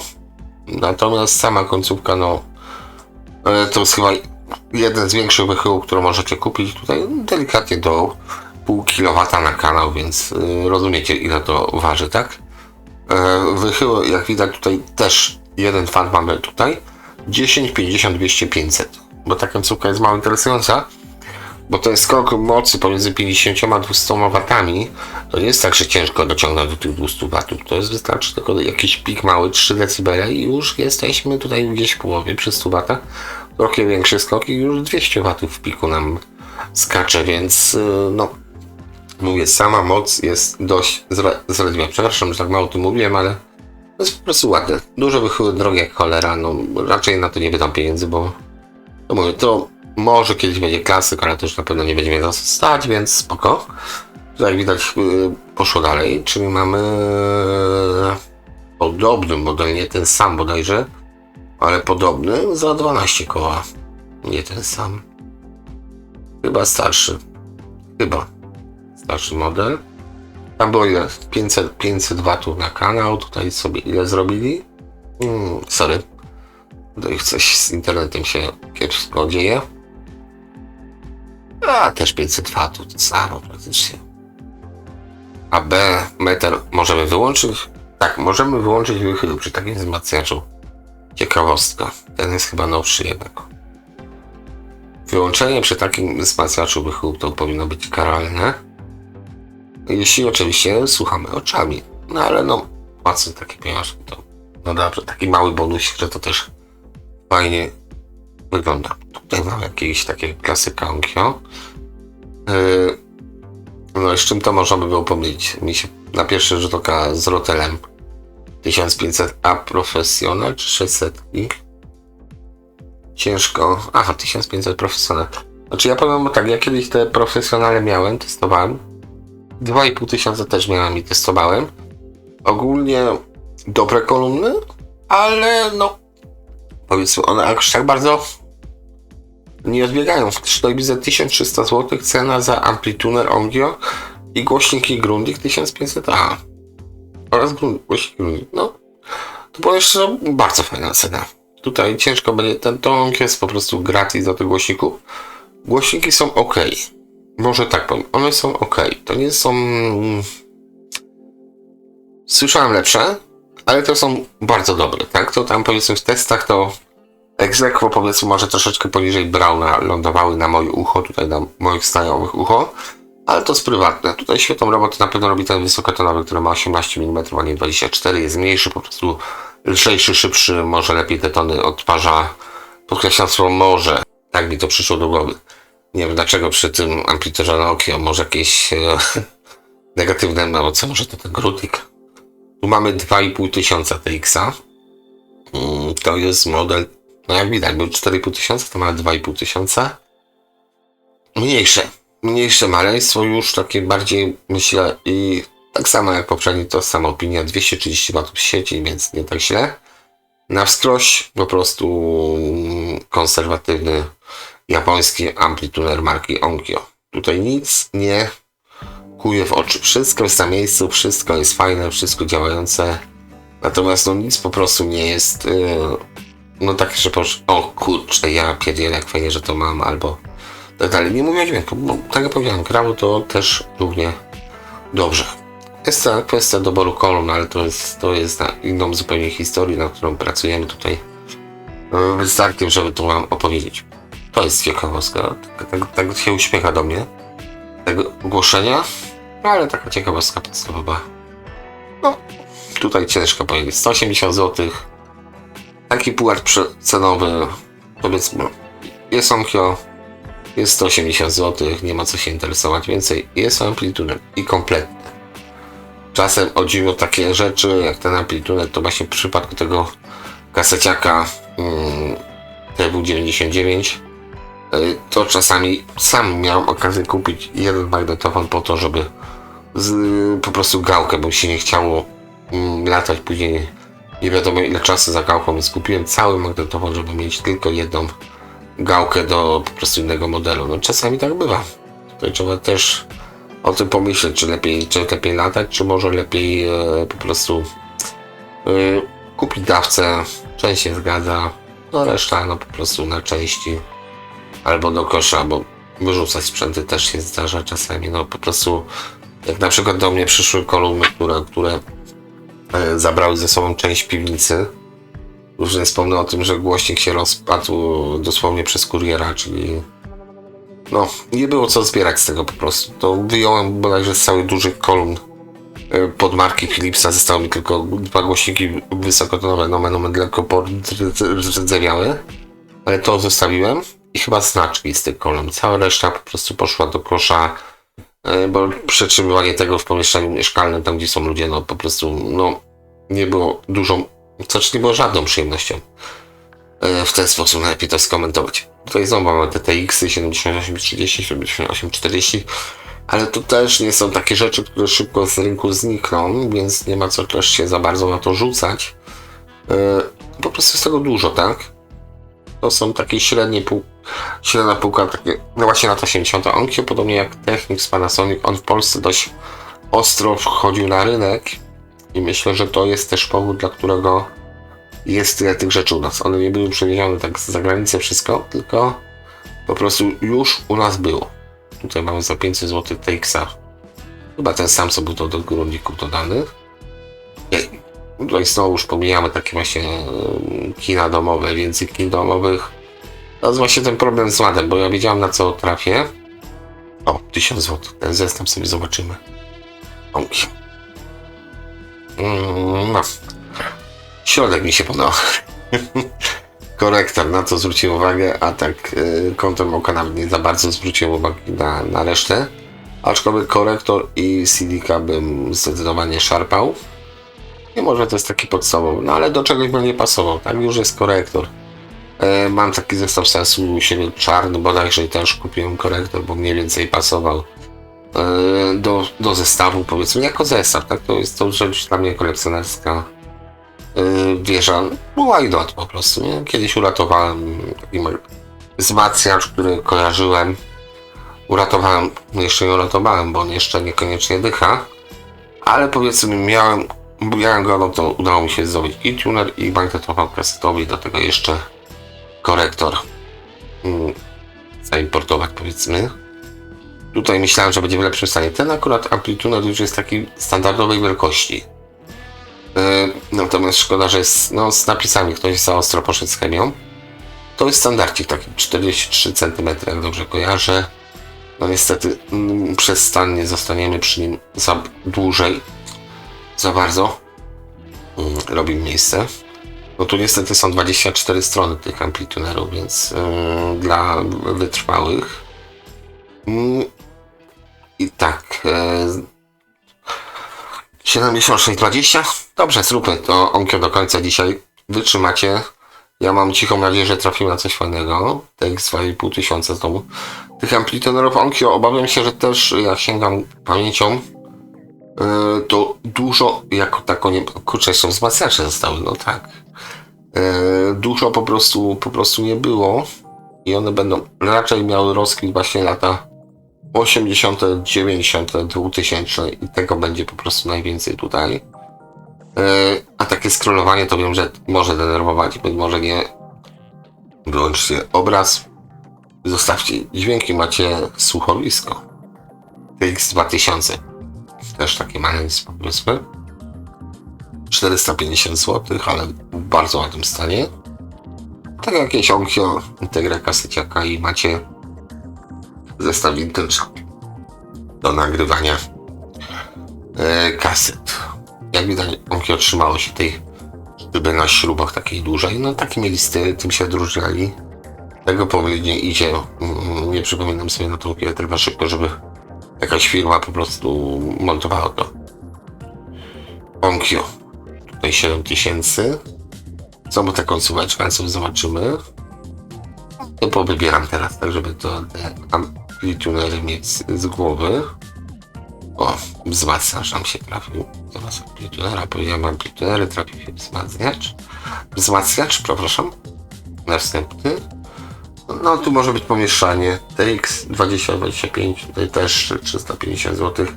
Właśnie pytanie za 100 punktów. Dookoła są skierowane właśnie takie zestawy, które nie są strasznie tanie i nie są też jakoś strasznie drogie. Czy to jakieś uzupełnienie kolekcji jest według Was, czy coś podobnego? W którym kierunku to właśnie idzie? Bo wiadomo, te drogie rzeczy będą drogie, tak samo jak drogie zegarki, drogie samochody, one zawsze będą drogie, bo one były drogie w zakupie, a te takie ze średniej półki, one nadal są w miarę dobrze zrobione. Natomiast jak to skończy? Czy według Was te sprzęty, które teraz ja tutaj przykładowo pomijam na przykład, też tego TX zobaczę sobie chętnie, czy te sprzęty, które teraz pomijam za 10-15 lat, ktoś otworzy sobie ten film i powie, chłopie, co ty 3 kropki gadasz na ten temat, przez teraz to jest poszukiwany sprzęt, bo to jest na 1000 został jeden. Być może tak będzie, bo jednak ekonomia, nie ekologia rządzi u nas, nawet nie tyle co na świecie, bo nie mają to po prostu gdzieś, co też nie jest dobre oczywiście. Znaczy ekologię, o to mi chodziło, a u nas też mają ekologię gdzieś, bo wolą ekonomię, tak? Te rzeczy, które są zużyte, powinny iść na utylizację. Nie dosyć, że wytworzenie tego kosztowało pieniążki, to utylizacja też to nie jest za darmo. To nie jest tak, że po prostu mamy roboty, które to robią. To też trzeba przewieźć. To jest kwestia tego, że wy macie kupować nowe rzeczy. Owszem, to można. Fajne. Niektóre rzeczy z nowej technologii, streamery, Bluetooth, etc. Jest to przydatne, ale to jest nawet nie ekologiczne wyrzucanie tego wszystkiego. Myślę, że dużo lepszym podejściem jest ratowanie. Jeśli ktoś chce, to powinien mieć prawo i możliwość ratowania takich rzeczy, a nie na zasadzie takiej, że ekonomicznie, bo to mówię, nie oszukujmy się, to nie chodzi o drzewa, bo drzewa można zasadzić. Wiem, że to spłycam, ale chodzi raczej, jak nie wiadomo co chodzi, to wiadomo co chodzi, tak? I tutaj bym się niestety przy tym skłaniał, że tak jest nasz świat skonstruowany, że chodzi raczej o kasę, której de facto do grobu i tak nie weźmie, ale każdy za tym lata. Małpa za bananem też. Dobra, lecimy dalej ze sprzętem. Mamy. 76,30 Made in Japan, 400 zł. To też chyba mieliśmy. Dobra. Sony. No tutaj Sonom wchodzi Onkyo SC1500. I widzicie, tego nie widziałem. Może widziałem, nie chciałem zobaczyć, ale zobaczymy sobie. Dobra, wiecie co? Zrobimy w ten sposób, bo myślę, że tutaj z mojej wiedzy to te stare sprzęty raczej tutaj na mnie wpadną. Mam nadzieję, że jak to mówię, wpadną, a scrollowanie 14 stron to szczerze mówiąc już mnie paluszek też boli od tego. Mogę poklikać, oczywiście, że mogę poklikać. Widzicie, 3000 Onkyo też mamy. I chyba wzmacniacze zrobimy następne podejście, będzie podejście od jak Onkyo i przejdziemy dalej. Zaraz sobie zobaczymy te rzeczy, które tu są. Nie lubię odpuszczać po prostu TX666, bardzo ładna nazwa. Mieli fantazję. Są specyficzne też w Japonii, na przykład bary, że tak powiem, gdzie tam powiedzmy II wojnę światową inaczej przeżyli niż my tutaj w Europie, więc też inne podejście mają do pewnych zachowań. To w ogóle inny świat, po prostu inna mentalność, ale spoko. Dobra. Onkyo HT to jest Maestro, zobaczmy sobie to. Maestro. Jak widać, Onkyo robiło też, po prostu mieli w Polsce sprzedaż, no to nie targali z Japonii Kolumn, tylko robili u Tonsila. Być może to był też jeden z powodów, dla których Tonsil może miał też gorzej, bo robiąc takie zamówienia dla Onkyo, on chciał mieć tanio, więc zamówili tam serię. Oni tanio, sprzedali im tanio. Ludzie kupili to pod marką Onkyo, później nie kupili Tonsila, który był drogi de facto. Albo był tak samo drogi, ale przegrywał marką z Onkyo, chociaż było to samo, więc to jest właśnie takie przysługi, tak jak na przykład macie Arkusa, którego ostatnio słyszałem, że tak naprawdę Arkusa wykończył Arkus, czyli de facto robienie kolumn dla Grundika, przepraszam, dla serii Fine Arts, bo to są Arkusy. I to troszeczkę pogrążyło całą firmę, bo robili dla kogoś swój sprzęt, a swojego nie sprzedawali. No, to jest chyba taka walka o rynek też troszeczkę. No nie można dać się ugłaskać konkurencji, bo dobrze, uśmiechnie się, pogłaska, powie fajnie, będziemy współpracować. No ale skutek może być taki, że możecie skończyć z butem niekoniecznie na nodze. W wyższych partiach nogi. O, tak można było to określić. Okej, tutaj naprawdę mimo szczerych chęci już widzę powoli, że to jeszcze, dobra, trafiło się Onkyo następne. 14. A dobra, pewnie już połowa już sobie poszła. Okej. TXNR, dobrze. Okej. Coś muszę gadać, więc też staram się tutaj w miarę szybko to przelecieć. Może będziemy robić przerwy. Tutaj mamy TX 2000, czyli też ten model. To już mieliśmy. Tak, mieliśmy inne ujęcie. Mówię, to jest podstawa. To chciałem zobaczyć, aż mnie zadziwiał ten pram, ale śliczny jest. Ogólnie cały zestaw tutaj Onkyo. Ten jest trochę mniejszy, to mniejsze wychyły, panie, 400 watów tylko. Z czym do ludzi. Tamte były po 500 watów, a potrzebujecie 500, a nie 400. Taki żarcik z mojej strony. Mały zestaw, ale jest kompletny przede wszystkim. Ładny tuner do tego. Więc jest czego słuchać. 7000 coś musi kosztować. Nie każdy za 500 zł wam odda coś takiego. No dobra. Chciałem powiedzieć, że na 1000, ale to znowu Onkyo Integra. A tu jest Sony ES opisane. I Yamashka na STK. Chyba na STK. CA1010. 4200? Boże. Drogie to jest.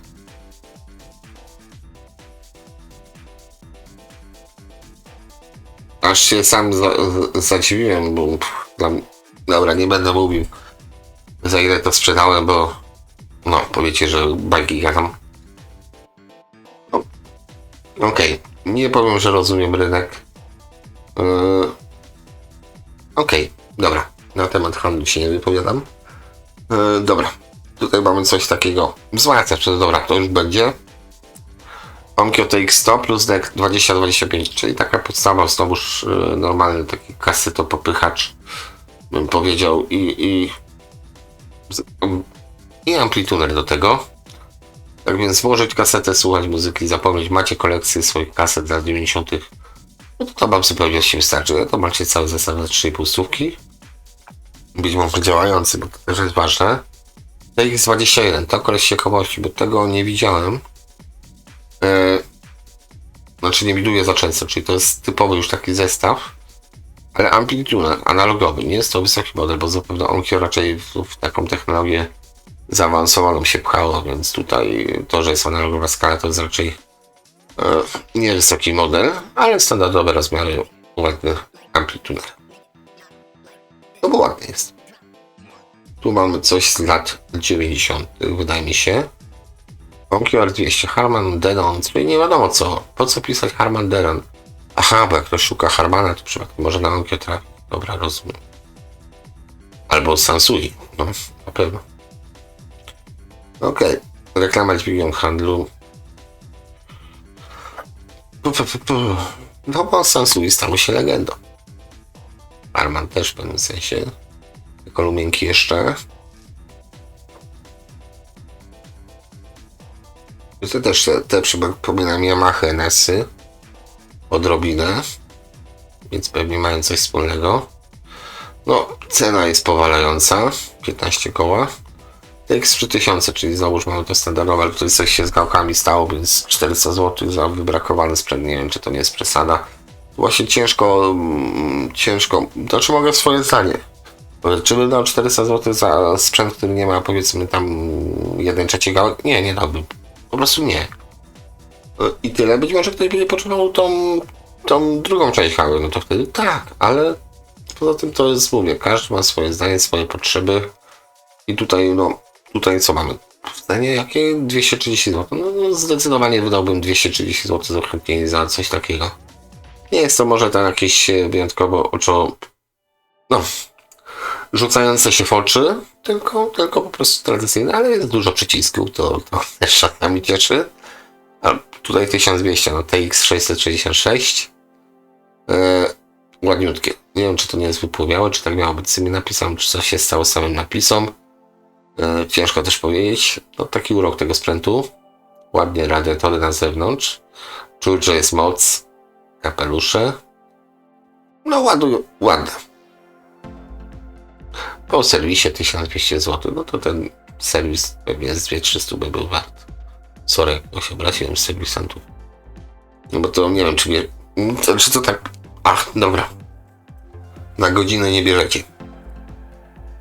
130 watów, 8 ohmów. Ma 103 to ma 100, no to nie Onkyo. Onkyo A7555 i T4050 TC, taka fajna. Ładna rzecz, bardzo Kenwoodem zalatuje. Naprawdę. Leci Kenwoodem. No ale to 1200 zł to też jest taki zestaw ładny. To by trzeba niestety się ruszyć. Posłuchać. Najlepiej ze swoimi kolumnami jakimiś. I wtedy podjąć decyzję. Bo z wyglądu, no dobra, żarówkę też można by było wymienić. Jest to też taki sprzęt, który nie rzuca się w oczy. Ale w gramofonie na przykład jak próbujecie w płytach, to wystarczy wam dobry gramofon, już jest też ok. Dobra. Tup, lecimy dalej. Spróbujemy, nie odpuszczę. No niestety, przykro mi bardzo. Nie odpuszczę tego tematu. Nie wiem, czy Darek będzie też w następnym odcinku, bo mam, jak mówiłem, misję od Boga, zapytam się go, czy mogę o tym wspomnieć. Ale, no, dobra, bez ale. Zostawię jako niespodziankę po prostu. Prawie 1000 amplitunerów jest marki Onkyo na rynku polskim. To jest ewenement. Właściwie też końcówki mocy to powinno być bez wzmacniacza, ale jak widzicie, no, większość, przerażająca większość, czy tam przeważająca większość to są zestawy z lat 90., 2000, pewnie nawet cię trafią jakieś sprzed roku, 2 lat, bo chyba Onkyo jeszcze nie padło, tak jak reszta tych graczy, którzy nie byli zdywersyfikowani, jeśli chodzi o źródła dochodu. Bo nie sądzę, żeby Onkyo robiło aparaty fotograficzne, tak jak Sony i inne rzeczy. czy konsole do gier, więc oni mogą sobie pozwolić na stratę. To właśnie wykończyło tych mniejszych graczy. Został Sony, Panasonic też został. Z racji tego, że po prostu wykończył ich brak dywersyfikacji, nie tylko pieniążki robili na sprzęcie auto, no sensu i tak. Akai jeszcze próbowała tam jakieś tam po wyciągnięciu na plażę, ta ryba próbowała jeszcze wrócić, robiąc sprzęt w swoim takim drugim oddziale, czyli Akai Professional. To chyba nadal istnieje ten brand, ale czy to jest japoński, czy to jest chiński, to ciężko powiedzieć, które rączki tym obracają. No bo Akai, tak, Akai, magnetofonowy szplowy i tyle. Onkyo TX11 to będzie chyba najdłuższy odcinek, jeśli chodzi o scrollowanie tejże przeglądarki, bo no po prostu czasami trzeba dopiąć swojego, należy, jak już się powiedział A, to B. Tak jak powiedziałem, wzmacniacze w następnym odcinku jeszcze przewalimy, bo obawiam się, że będzie podobny efekt jak tutaj, czyli dużo po prostu rzeczy, które nas, znaczy przynajmniej mnie, mam nadzieję, że skoro to będę was również nie za bardzo kręcą, na przykład takie coś. Więc tu są, mówię, takie rzeczy, takie marki właśnie jak NAT, który jest specyficzny, tych produktów nie było aż, no może nawet nie tyle, co nie było, aż tyle nie przetrwało do naszych czasów i nie dotarło do naszego kraju, żeby tutaj wielce machać tym na lewo i prawo, rozpływając się na całej historii marki. Natomiast do NATA na pewno wrócimy, jeśli chodzi o to. Z tym, że być może gdzie indziej coś innego zobaczymy. To nie jest na pewno ostatnie słowo. Mnie to ciekawi, patrząc szczególnie na ten magnetofon kasetowy. Dla mnie to jest taki po prostu na tą chwilę najlepszy koncept tutaj, bo cena jest bardzo atrakcyjna. Magnetofon jest dość taki no poważnie klasyczny. Nie jest to może jakiś taki tylko urywacz typu 3 głowice, 2 kapstany, etc. Sam sobie kasetę obraca. Natomiast to nie jest czasami potrzebne, jeśli lubicie stary, dosłownie taki stary, klasyczny sprzęt, gdzie ta myśl, po prostu filozofia wykonania tego urządzenia jest jeszcze w latach 70. czy też 60., gdzie no było inne podejście do tego. To miało być ładne, kolorowe, cieszyć oko, powiedzmy, a później to wszystko zostało już tak zunifikowane, że tak naprawdę większość, i tu musicie przyznać rację, większość rzeczy z końcówki lat 80. wygląda bliźniaczo, obojętnie czy tam jest Sony, czy Panasonic, czy Canon, to trzeba się przyjrzeć, nie pozna się tego, bo być może ktoś to rozpoczął ten trend, reszta próbowała nadążyć, albo po prostu wszyscy się zgadzali, robimy to samo w jednej fabryce, chłopacy tutaj wy zrobicie to, my zrobimy tamto, ewentualnie dogadamy się, zmieniamy tylko parę dupereli, żeby nie było za dużego wyboru, a kto sprzeda i tak wszyscy będą zwycięzcą. No różnie to było. To jak głowy tych korporacji działają, znaczy zarządy, tego w zasadzie nie wiecie, tak? Ja tego nie wiem, mogę się domyślać.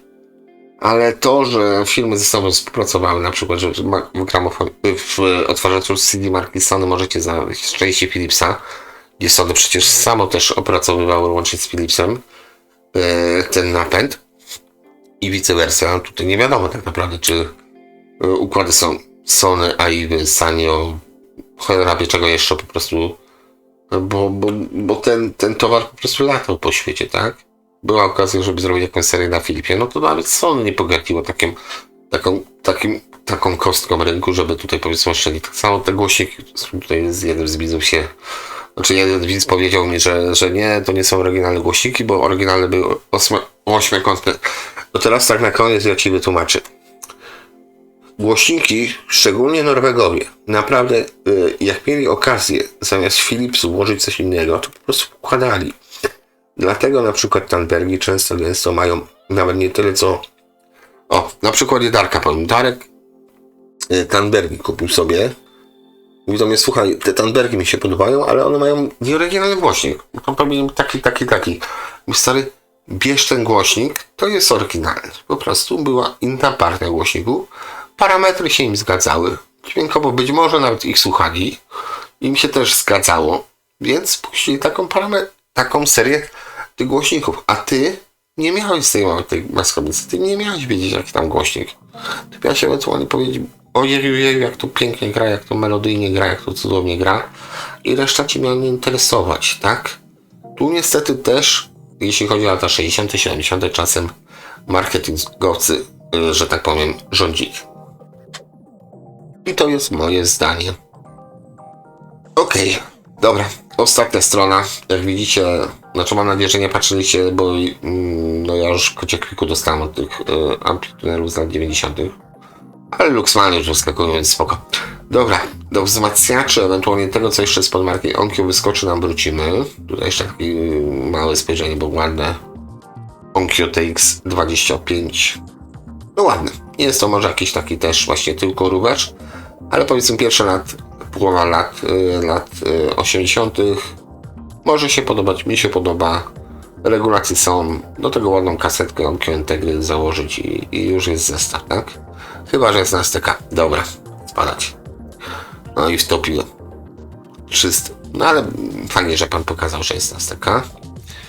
TX7420. Zobaczmy sobie ostatnie zdjęcie. No okej. Jest fajnie. Ten pionier też ciekawy, szczerze mówiąc, bardziej patrzę na tego pioniera. Ale to za chwilę pioniery też będą, to będzie w ogóle uczta, ale to z pionierem poczekam na Darka, on jest miłośnikiem marki. No i tutaj to samo. No dobra, tak się przestraszyłem tego STK, no ale jeśli działa, to może będzie działał następne 50 lat, tego nie wiem, po prostu, no to co wspominałem wcześniej, że miałem takie inne przygody z STK, troszeczkę mnie uformowały pod tym względem. Okej, żeby nie przedłużać, bo miało być, no planowałem to na 2 godziny, tak? Wyszło, no, z układem 2 godzinki, co tam, no, bywa i tak.